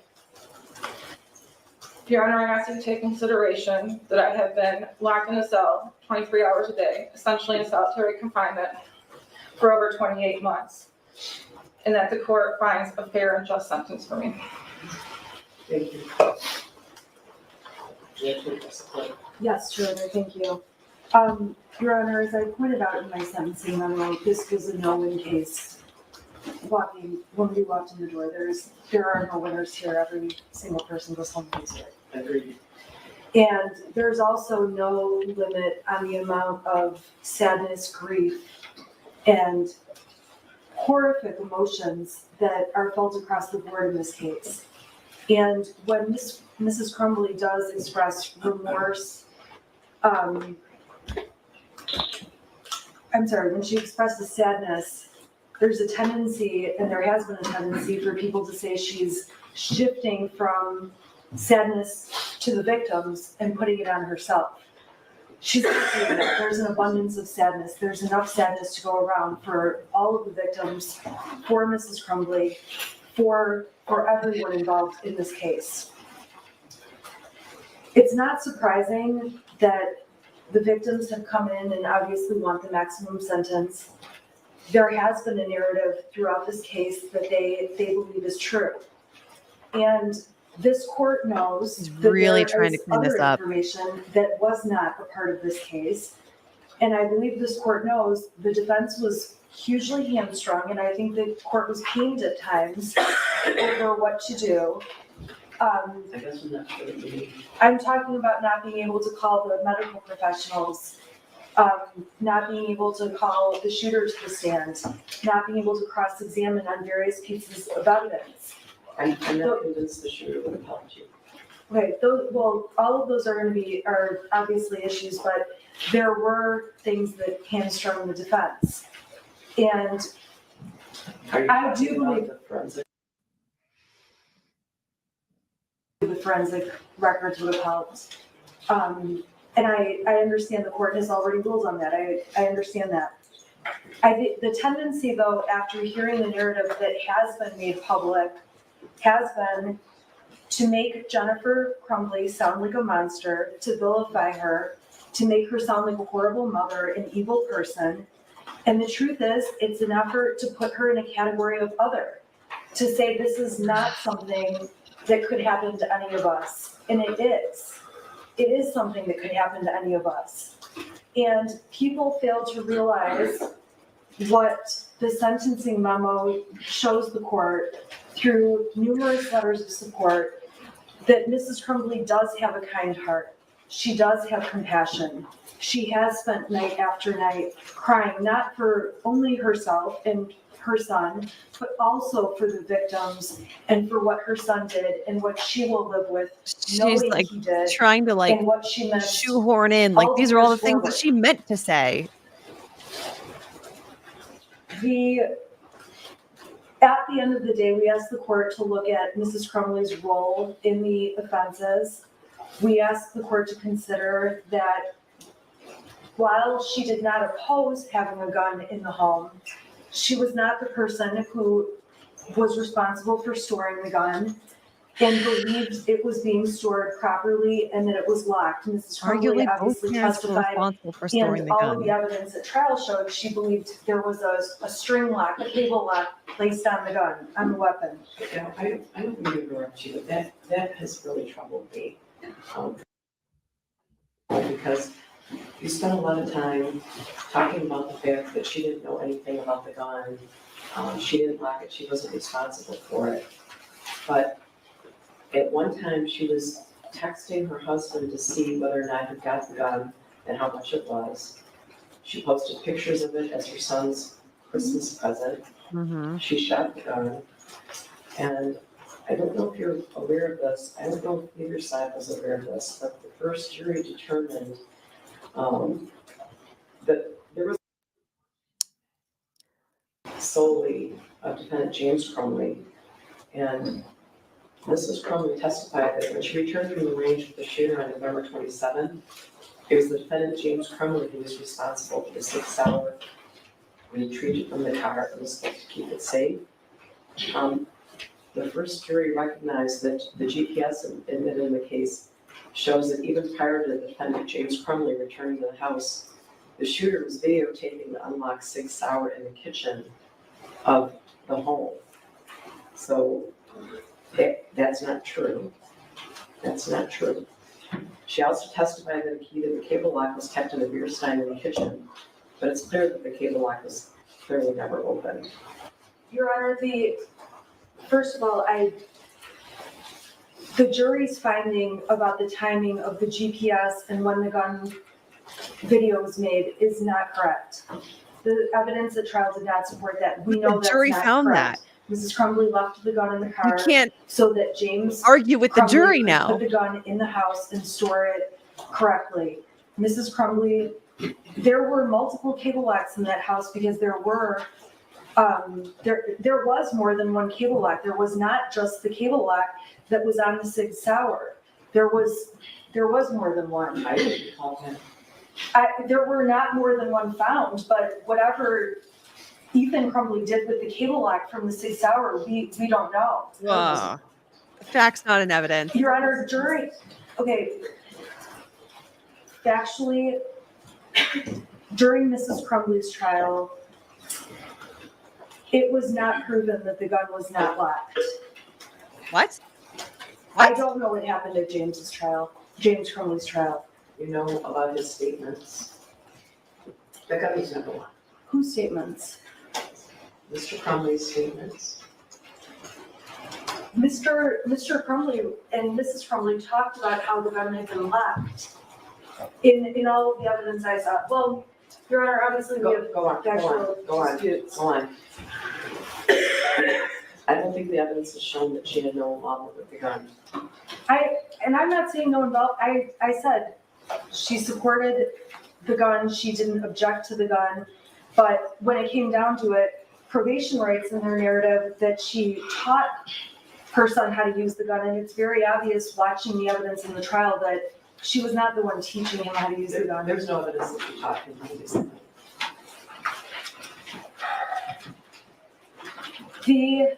She's really trying everything When she Mrs. can, it Crumbley seems. spoke, she acknowledged what the testimony was at trial about all of the different things that she wished had come to her attention from the school employees.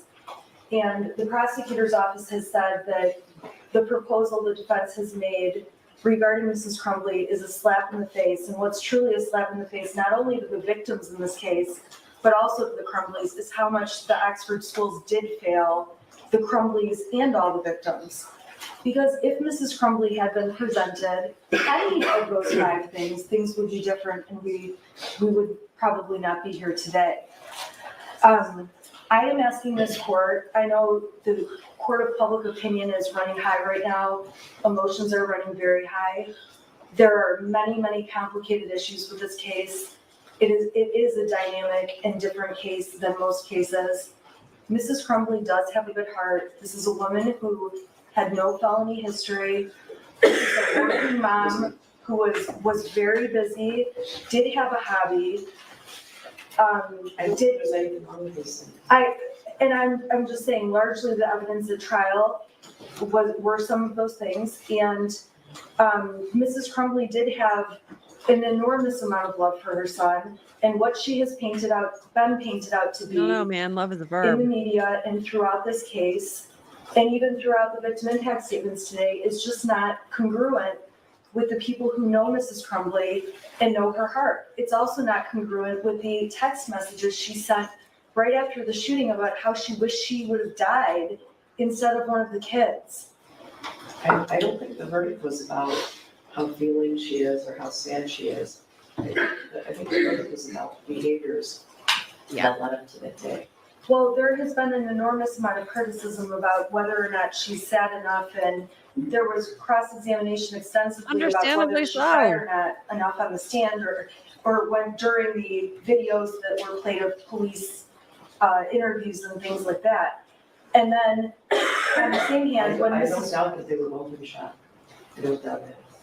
And at the end of the day, though, when she did cry, there was an objection about crying.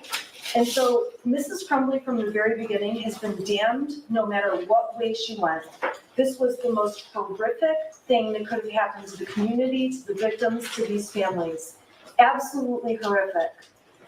At the end of the day, however, it's a unique and complicated case, and that is why I proposed the sentence I did. I don't believe the sentencing guidelines take into account the very unique situation that we have in this case with a young man who will be in prison forever.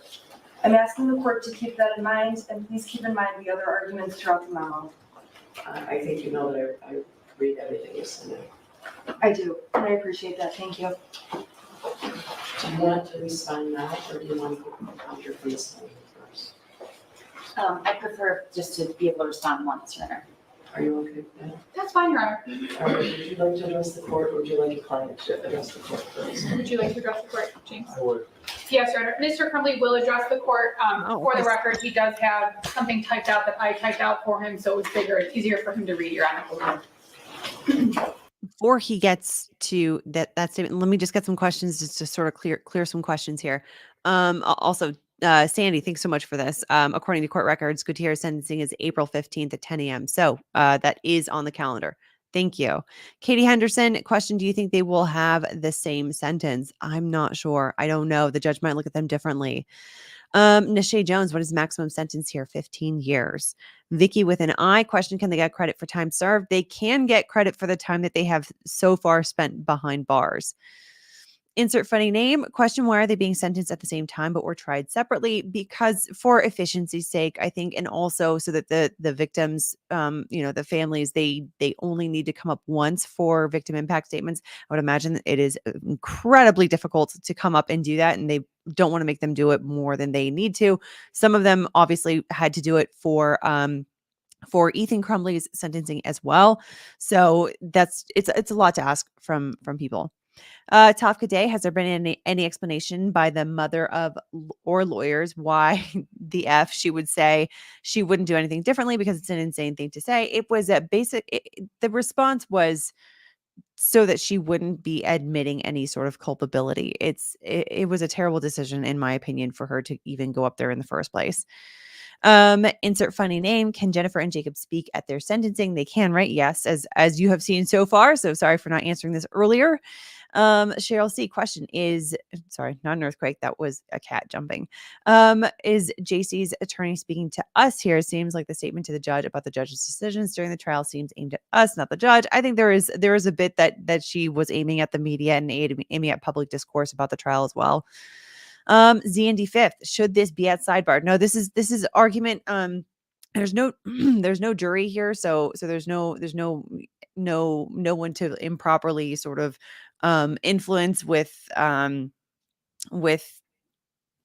inflated arguments and grandstanding and things like that. So it doesn't need to be as a sidebar here. It's part of her argument on behalf of her client. 40 Doherty, what is it normal for an attorney to give their own statement during sentencing? They are going to be arguing for their client. So that there is an aspect of it that is normal. She definitely went a bit long. She definitely was trying to rehash the trial itself. I think that she's just trying to grasp at whatever she can to advocate for her client. That's the impression that I have. 40 Doherty, what's the minimum sentence? I can't remember what the minimum sentence. I don't think there is a minimum sentence because minimum sentence could be time served. From what I've read, so I don't think there necessarily is a minimum sentence here. Okay, now on to his statement. Let's see how this one goes. You can't. No, she said she cannot tell them to go. He would, Your Honor, there was some confusion about whether or not he could get his second handcuff off. I was just clarifying. The court said she cannot tell the sheriff's office. Yes. I was just clarifying, Your Honor. Thank you.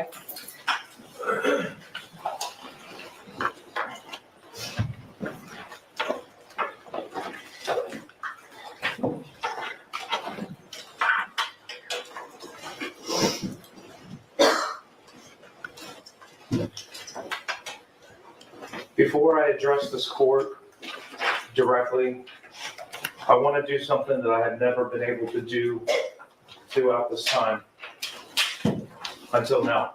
I want to say I can't imagine the pain and agony that for the families that have lost their children and what they're experiencing and what they're going through. As a parent, our biggest fear is losing our child or our children. And to lose a child is unimaginable. My heart is really broken for everybody involved. I understand my words are not going to bring any comfort. I understand that they're not going to relieve any pain. And quite frankly, they probably just don't believe me.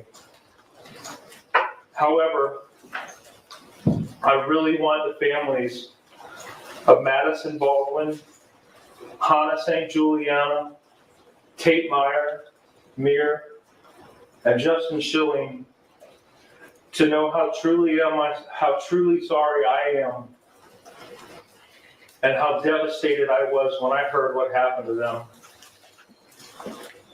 I have cried for you and the loss of your children more times than I can count. I know your pain and loss will never go away.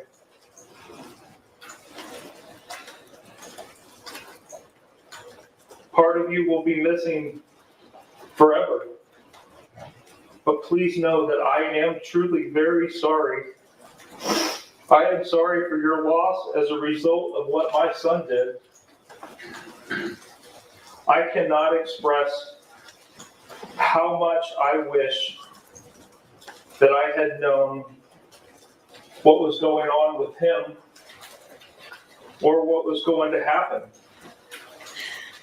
Because I absolutely would have done a lot of things differently.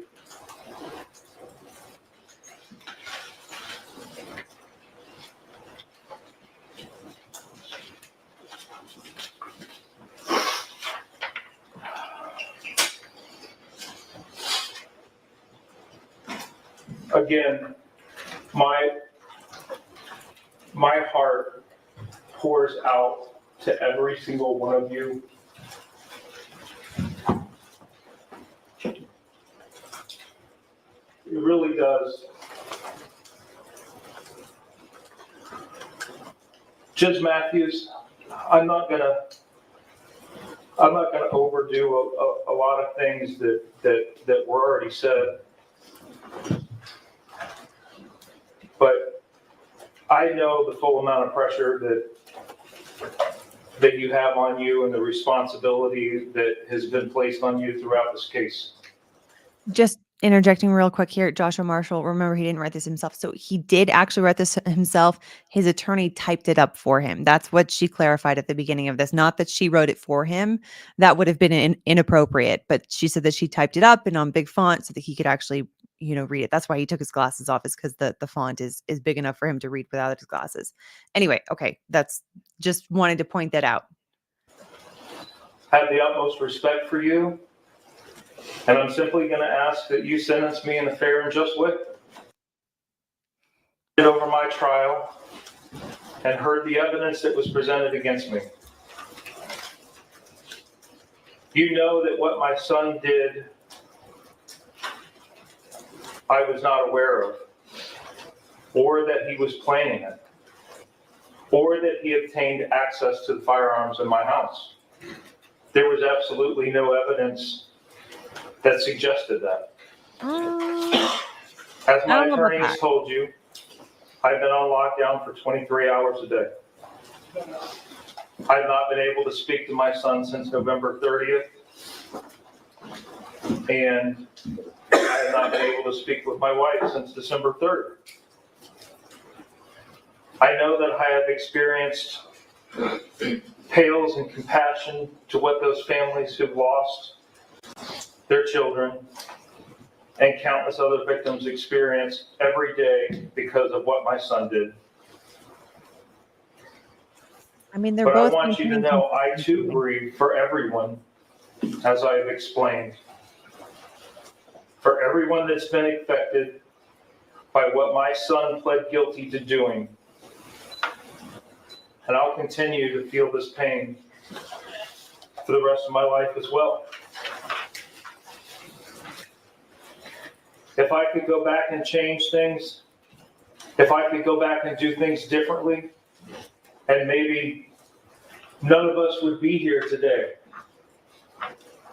So again, I ask Your Honor to impose a just and fair sentence based on the truth about what you heard during my trial. I'm asking the court to sentence me to time served and place me on probation for the maximum time allowed with the GPS tether for as long as the court deems necessary. I also want to address one last thing.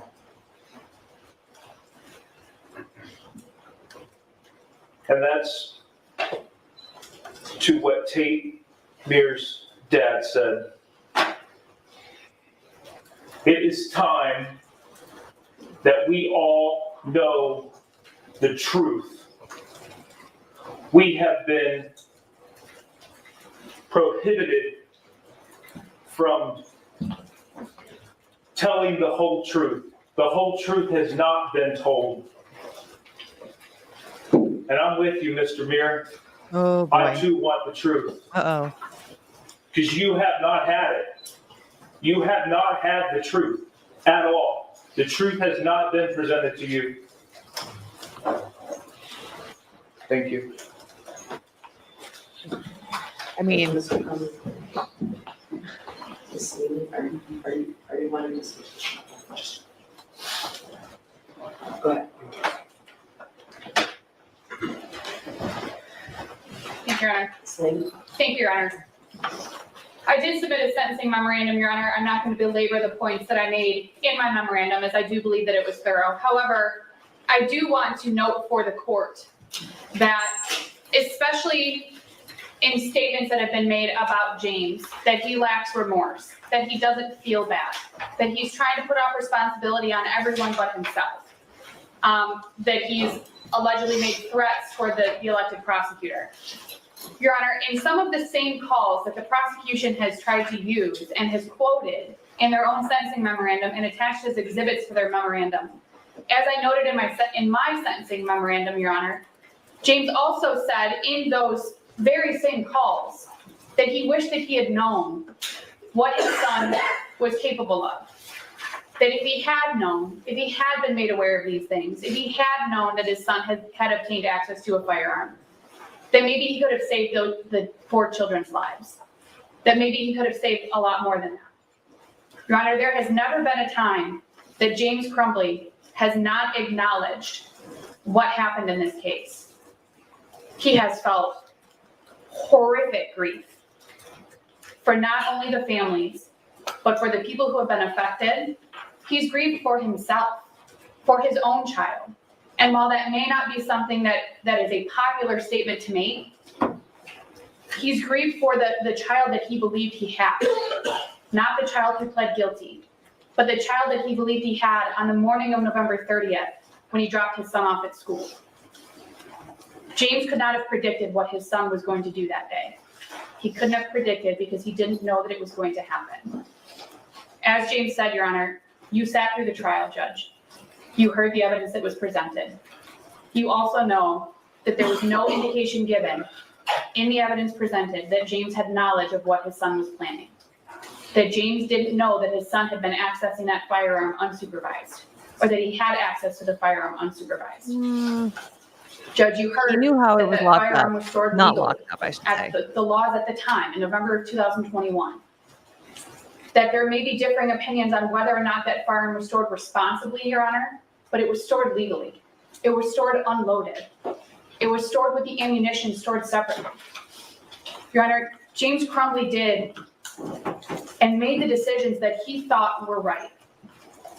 Based on the information that he had, even on the morning of November 30th at the school, you've heard multiple times that James had no knowledge of what his son was intending to do later that day. That even the school officials, the people who were trained, they talked about the special training that they had during trial. Even those individuals said that they did not believe that James's son was a threat to other people. That they had concerns about his sadness, Your Honor. They had at a minimum concerns about his danger to himself, right? Correct, Your Honor. Danger to himself due to his level of sadness, that they wanted him to go talk with somebody, but that it wasn't so emergent that he needed to be removed immediately. And isn't it the reason they didn't want him to go home? Your Honor, there's some dispute as to whether or not the testimony from the school is accurate as to what actually occurred in that office. And Judge, I don't want to try and retry the case. I don't think it serves anyone or benefits anyone. But I do want this court to be aware, and Your Honor, you observed James during the trial. You're aware that he had difficulties throughout the trial. He showed emotion. He struggled with some of the things that he heard and saw. And I don't know how anyone could. I agree, Your Honor. I agree. And as I've acknowledged numerous times throughout this case and throughout the trial, it is an incredibly emotional trial. Today is incredibly emotional for everyone involved. I echo what Ms. Smith said. There are no winners here. Everyone has lost in this case. I think that Ms. Smith said in her sentencing memo that it's possible to be sad for everyone here, not just the victims, for their families as well. It is possible to be sad for everyone. And I agree with that, Your Honor. I did ask the court to sentence James to time served. I am going to echo his request for a period of supervision with a GPS tether. I understand that the court, we did object to some scoring. I understand that, again, the court has significantly strong pressure. The emotions run high in this case, Your Honor. I don't envy what you have to do. However, I am asking that you consider my request. Thank you, Your Honor. Okay, so now we're going to hear from the prosecution in response to both of them. But first, just because, thank you so much for gifting 10 more Legalbytes memberships. Very kind and generous of you once again. Janet G, Christina M, let's see here, Jessica Sand, Diana Buck, Baz 80s, Vicky Lane, Whitest Rabbit, Rather Be a Maui, Hiccuping Duck, and Logang. You all have been gifted memberships by Just Because. So welcome or welcome back to Bite Club. And thank you once again to Just Because. Thank you. Your Honor, I just have to correct some facts. The allegations that Jennifer and James Crumbley were left in the dark just are not true, and the evidence at trial does not show that. The evidence presented at trial that as late back as March, the 9th, 17th, and the 20th text messages about from their son to Jennifer Crumbley, that he was seeing things. In April, his text messages to his friends indicate he asked for help. His mother laughed at him. April 20th, Jennifer told his friend's mother that he was depressed. There were multiple visits to the gun range. There was 2 guns purchased for him. The Crumbleys were aware that he was struggling in school, and in fact, they had a rather, I would say, critical fight the night before, which is all detailed, incidentally, and as well as where the gun actually was in the shooter's statements, his plea, and then multiple statements he made to the psychiatrist, the very same things. They stand here and say, "Oh, if only we could have called them." Well, calling those individuals would have resulted in all of the claims that's inconsistent with what he said, and it's inconsistent with what the psychiatrist testified to in the Miller hearing. So I had no intention of addressing this, but it was brought up, so I feel as if I have to, and I have a duty to do so. They were concerned. The evidence showed that. They were very concerned. They were concerned about the drawing, and they were concerned based on the fact that they were called to school. Jennifer Crumbley's own statements acknowledges she was called to the school. They wanted him to get help. She said she had to go back to work, but they said that he could stay. None of that, by the way, is in dispute, and that she left. This insinuation that if only I had known he was sleeping in class and teachers might have been concerned, then none of this would have happened, is at the core of why you saw 6 people standing here and saying there's no remorse or accountability. And I want to be clear, remorse does not sound like I feel really bad. I'm sure they do. I don't dispute they feel bad. I don't dispute they have grief. That's not the kind of remorse and accountability these victims are looking for. What that looks like is we messed up. We should have done this and we didn't, and we are very sorry. And that has not happened, which is what we're talking about here and what you heard the victims say. I don't want to belabor any more that we had to in the trial. I have a deep respect for Ms. Lehman, but the fact— I just boosted the volume. I saw in the chat somebody was asking for it, so I hope that this is better. Of this and the elements of this case simply are not that the prosecution had to show that he had actual knowledge and he could predict and he knew exactly what his son was going to do. Those are not the elements of the crime. It's not what the jury was required to find. and it has nothing to do with their actual conviction. Jennifer Crumbley and James Crumbley were not convicted based on a narrative. They were not convicted because somebody thought they were a bad or good parent. Those two trials involved multiple motions, and I'm so sorry, guys, to folks to folks who I should have given a warning before I turned up the volume. Sorry, guys. Sorry. My apologies. Next time I will make sure to give a warning. I'm so sorry. Objections over evidence that the court sustained. We did not allow the jury to present the information about Jennifer Crumbley that her lawyer made a strategic decision to in the middle of the trial, say, open the door, you can bring it all in, was not due to the prosecution's request or actions. But you can't seek to exclude evidence and then allow somebody to testify to it inconsistent with the evidence. The last thing I want to say is there is case law that the court's aware of about what the court can consider in fashioning a proportional sentence. And we don't give power or authority to victims to decide or render verdicts with good reason. But we should not, and we cannot, sanitize their pain or the weight of the impact or chalk it up to it's emotionally charged, as if everything that's happened here is because people sitting here are too emotional and they pressure people, because that just simply isn't true. And not only should you consider the weight and the impact of the defendant's actions and inactions, you are required to, pursuant to the case law. It is one of the factors to consider, the severity and the impact of the crime.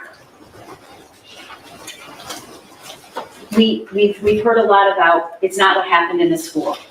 And while I understand that the negligence, the gross negligence that occurred happened before what happened in that day when he left that bathroom and started firing the 9mm and killing 4 kids. I understand that.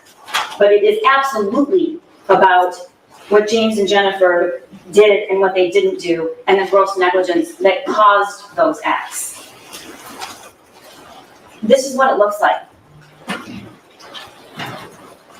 This is what it looks like. When two parents have the ability and are in the best position and have the most knowledge and need to protect other kids, and they do nothing. This is what it looks like. They do nothing, and then they come here today, and they claim they're victims of the school, of the prosecution, of the emotional tensions of public opinion. But there were 2 long and rigorous and detailed trials that included multiple victims and witnesses who testified under oath with hundreds of exhibits presented to the juries, with the safeguard of this court allowing what they could see and what they couldn't see, and they were defended by 2 attorneys aptly and vigorously. That is what this conviction is about. And when fashioning a sentence, it is absolutely critical that you listen and consider the impact of what that gross negligence caused. So we're asking you to exceed the guidelines, because I believe all of the factors pursuant to the case law, with the necessary consideration of the impact of these crimes, justifies you to do. We're asking you, the people are asking you, Your Honor, to consider the devastating impact of their gross negligence that was foreseeable. Help me. Blood everywhere. The world is dead. All the while, a 9mm had just been purchased for him, and 50 rounds of ammunition. Both things can be true, Your Honor. You can fashion a proportionate sentence, but not ignore the unimaginable loss and a grief that these parents are enduring. Because they will never get back another moment with Tate, or Hannah, or Justin, or Madison. And this is what it looks like. Thank you. Thank you.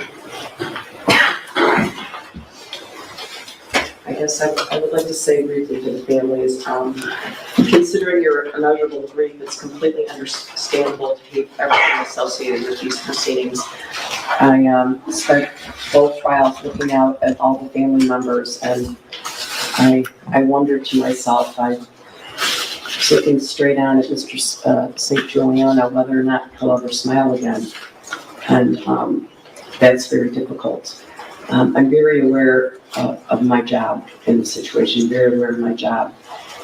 Do not be swayed by public opinion, by media, by any of those different things. I can't and will not pretend to understand the pain the families are experiencing, but I did sit through these trials with you.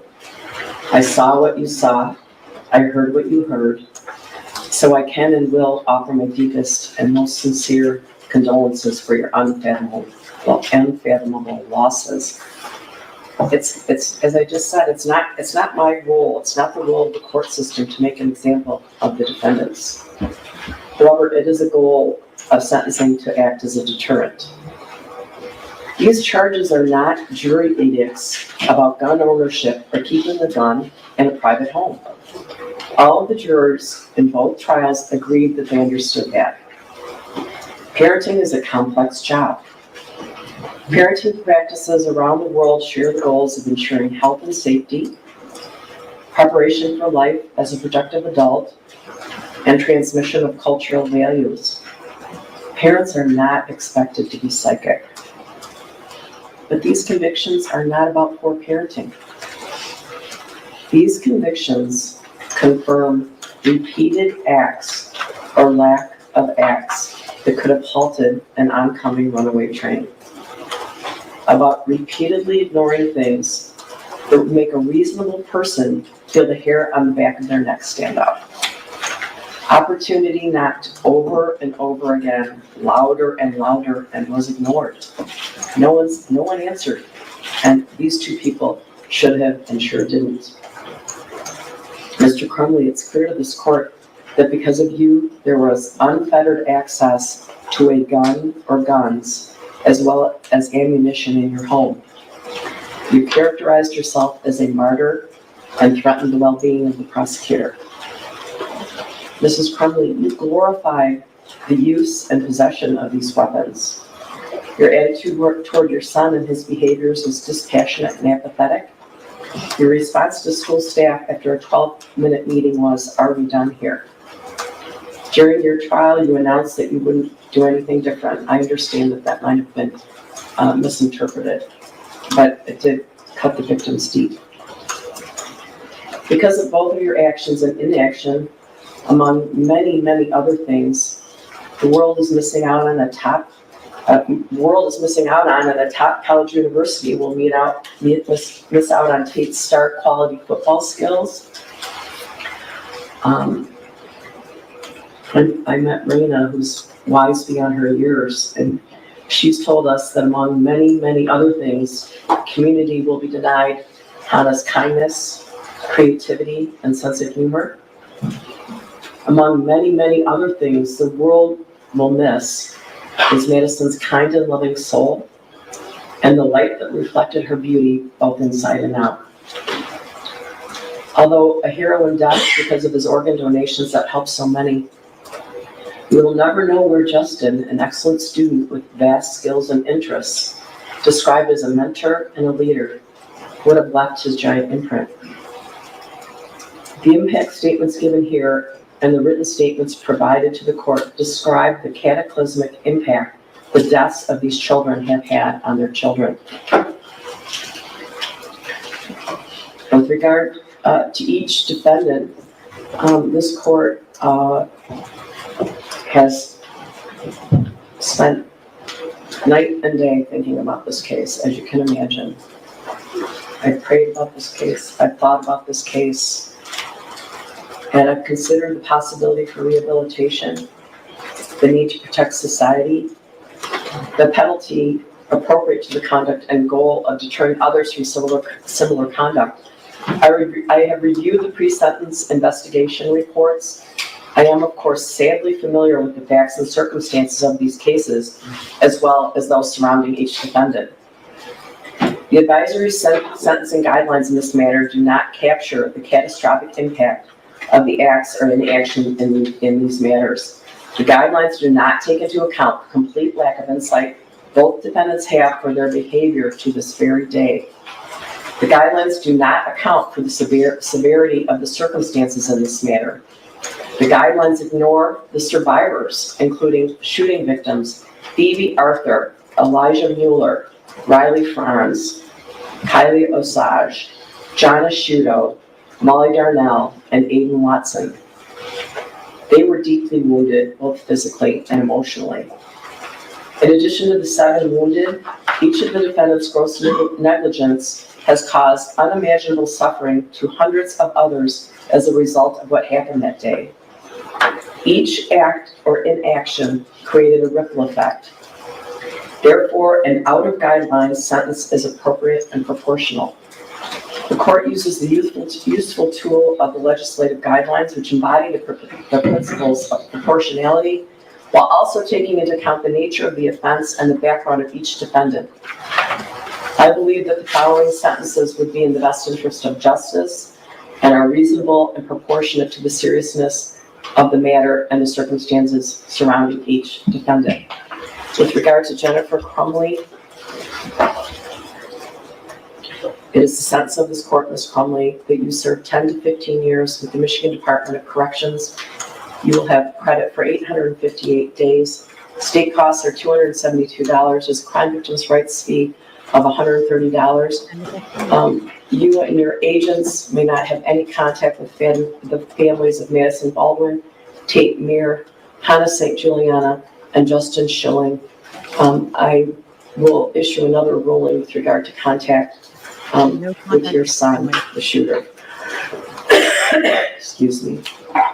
As to defendant James Crumbley, it is the sentence of this court that you serve 10 to 15 years with the Michigan Department of Corrections, that you receive credit for 858 days, that you pay state costs in the matter of $272, that there is a crime victims' rights fee of $130, that you or your agents have no contact with the families of Madison Baldwin, Tate Meir, Hannah St. Juliana, and Justin Schilling. Ms. Wheeler, have I left anything out with regard to sentencing? No restitution has been requested by any of the families at this time, correct? That's correct. Thank you. I would like to advise both defendants that you are entitled to appellate review of your conviction and sentence, including that the sentence exceeds the guideline range. This is done by filing a claim of appeal by right, or when you are not entitled to file a claim of appeal by right, an application for leave to appeal. If you cannot afford to hire an attorney to represent you on appeal, and you request an attorney may be appointed for you. You may request an attorney by completing the request for appointment of attorney section of the form that will be provided for you, and by returning the form to this court, or to the Michigan Assigned Counsel System at the address on the form. If you wish to preserve your automatic right to appeal, the form must be received within 42 days after sentencing.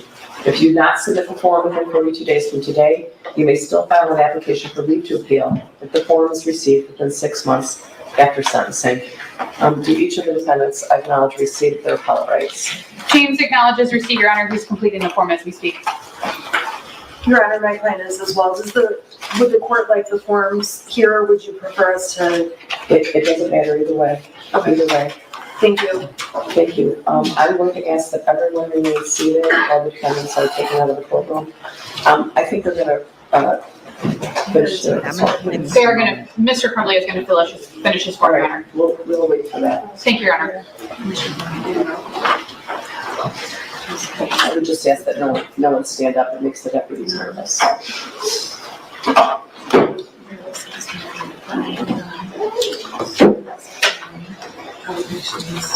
So, okay. So, let me answer this one first. Janet G wants to know, if you explain 10 to 15 years, what does that mean? So 10 to 15 years means that they have been given a range, and 15 years that they're sentenced. After 10 years, there is a possibility of them getting out. That would be determined by the parole board. So similar to the Ruby Franklin case, Jody Hildebrand case.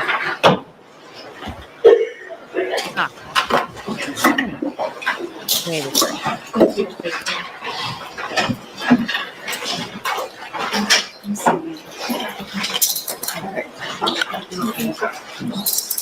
Okay, I unboosted the volume here. Okay, can you hear me better now?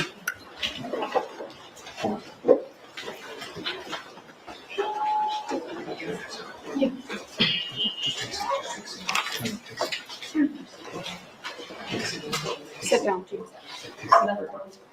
Sit down. I'm gonna turn this down even more. Sorry, guys.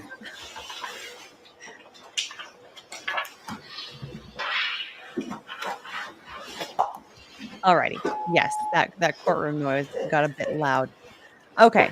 So 10 to 15 years means that they have been given a range. 10 years, they are absolutely supposed to be spending there. 15 years is the max that they can spend there. Everything in between there. If they, get out at 10, get out at 11, get out at 12, that is something that can be determined by a parole board, similar to the Ruby Frankie case, the Jody Hildebrand case. That is, what can happen here. So they've been given that kind of a range. That's why. Still sound muffled. Okay, so it's not my mic.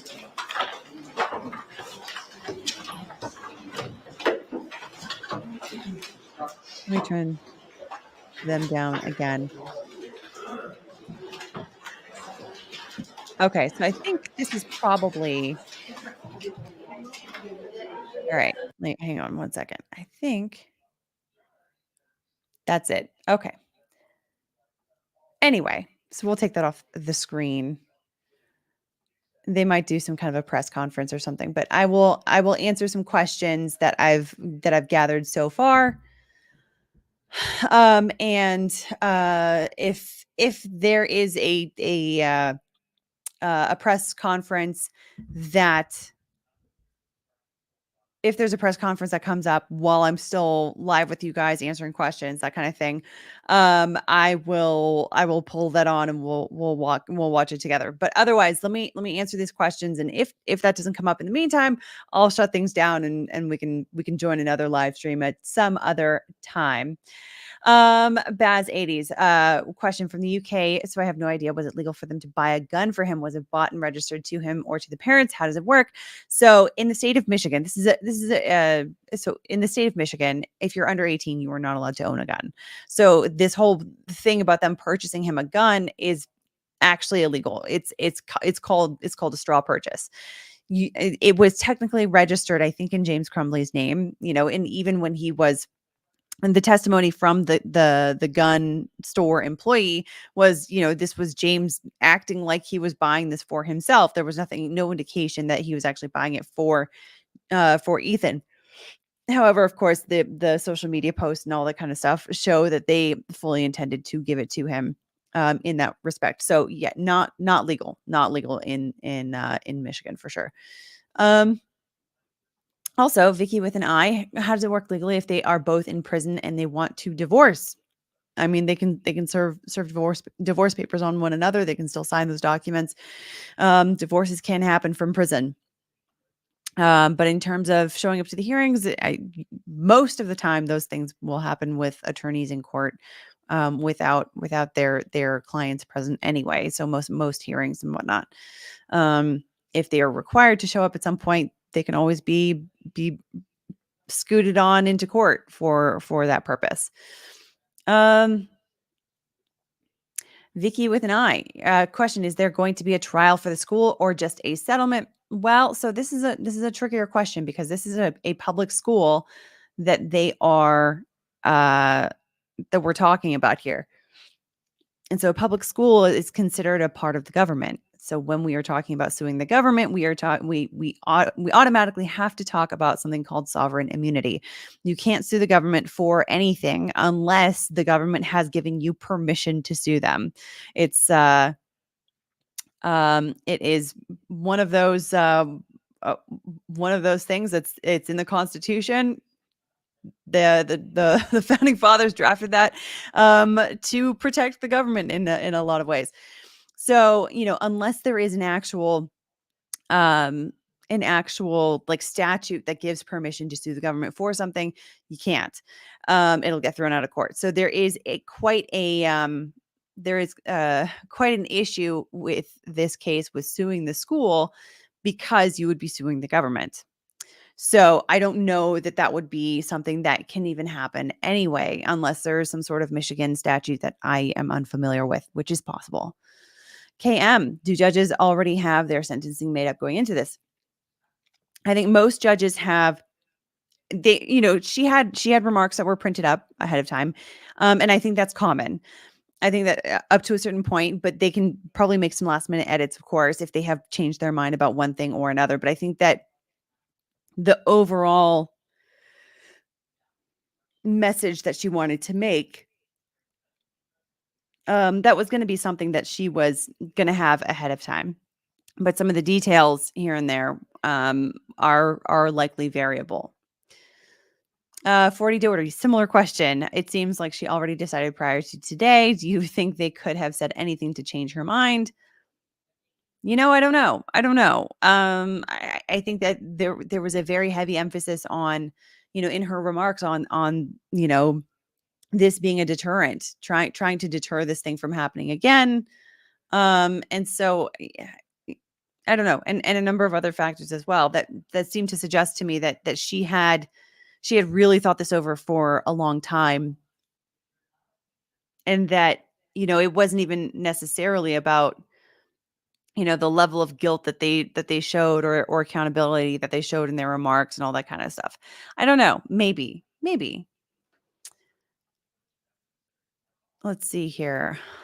Also, and yeah, okay. So here's a couple questions that are similar. Oh, one second here. Let me make sure that I'm getting these. I apologize if there are questions that I missed.